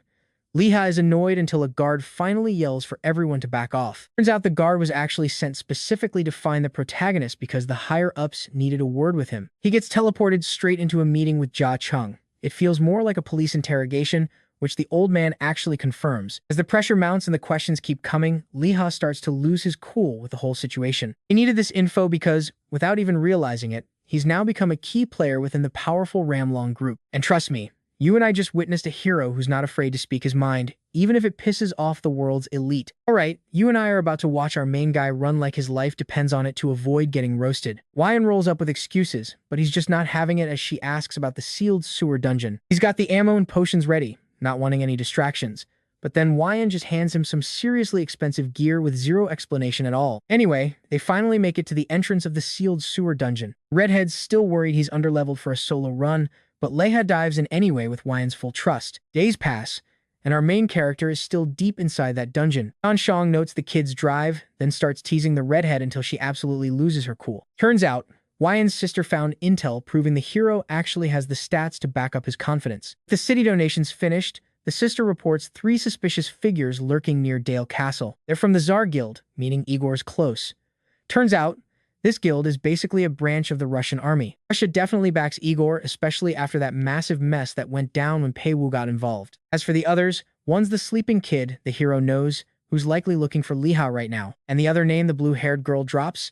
It's Luger. Yeah, that Luger, a stone Cold War mercenary and absolute pro who only cares about the paycheck. Shaichin's never seen him, but rumors say his nickname is Draconic Soldier because he once fought the legendary Draconic Knight, Alexander, to a total standstill. Back in the dungeon, our hero is busy looting the pile of frog monsters he's been slaying. He catches one, faking it, and puts another bullet in it, casually gaining 26 levels in a few days. He's logged in 24/7, skipping sleep entirely to hit level 144. To hit this level of dexterity normally, he'd need to be level 180 with zero other stats. Plus, his Forbidden Fury skill trades 40% health for 20% more damage, making vitality points feel like a waste. He keeps pumping points into strength and dexterity until a sudden message from Kid stops him cold. It isn't making any sense, so the hero has to rush over to see what's actually going on. He finds the spot and yells out, but Kid just tells him to shut the hell up. When he finally catches up, he finds Kid looking like he's already got 1 foot in the grave. Potions won't work on this curse. He needs to get to a temple fast before it's too late. That black hole wound, only one person could have done that. Luger, the piercer, is officially on his way. Now here's the part you and I need to watch carefully. Luger literally drops from a portal in the sky. It tells him to shoot on sight. No talking, no deals, just pull the trigger. The hero is fuming because of the lack of info, but Luger stays sharp, respecting Kid's strength. At 250 meters, he thinks he's got the shot, but pure panic makes him dive instead. You saw that, right?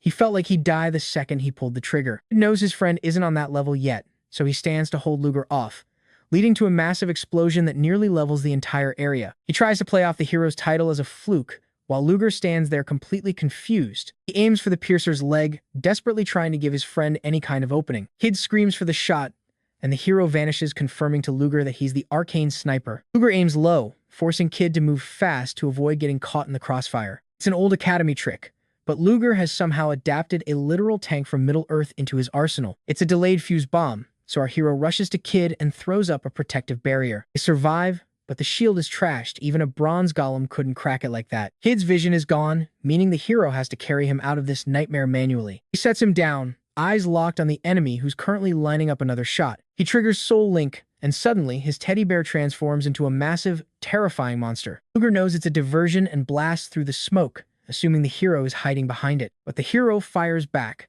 tagging Luger's leg and breaking the stance he needs for that big gun. And that's where we leave it. Trust me, you and I need to see what happens next. All right, you and I are starting with a crazy shot through the smoke that even Luger couldn't ignore. Back at Dale Castle Temple, our hero's totally drained and complaining about his lack of sleep while low-key regretting not finishing off Luger when he had the chance. But hey, keeping himself and Kid alive was the top priority, so he wraps things up with a solid, respectful handshake. Outside, they finally catch up, and Kid explains that Luger was actually hunting for clues about the legendary arcane sniper. It sounds like a wild coincidence, but there is definitely some truth behind it. Now, pay attention here. Whether it is a title or an achievement, it means the owner can fire arcane bullets, and you can steal it by killing them. So yeah, Luger was basically here to snatch that power-up from Liha. Anyway, Kid warns him to be careful because once he becomes a musketeer, enemies can actually track his location on the map. Shifting gears, our hero shows some gratitude for the Luger clue before begging to see Kid Musket, though he has to offer a massive apology to Koma first, of course.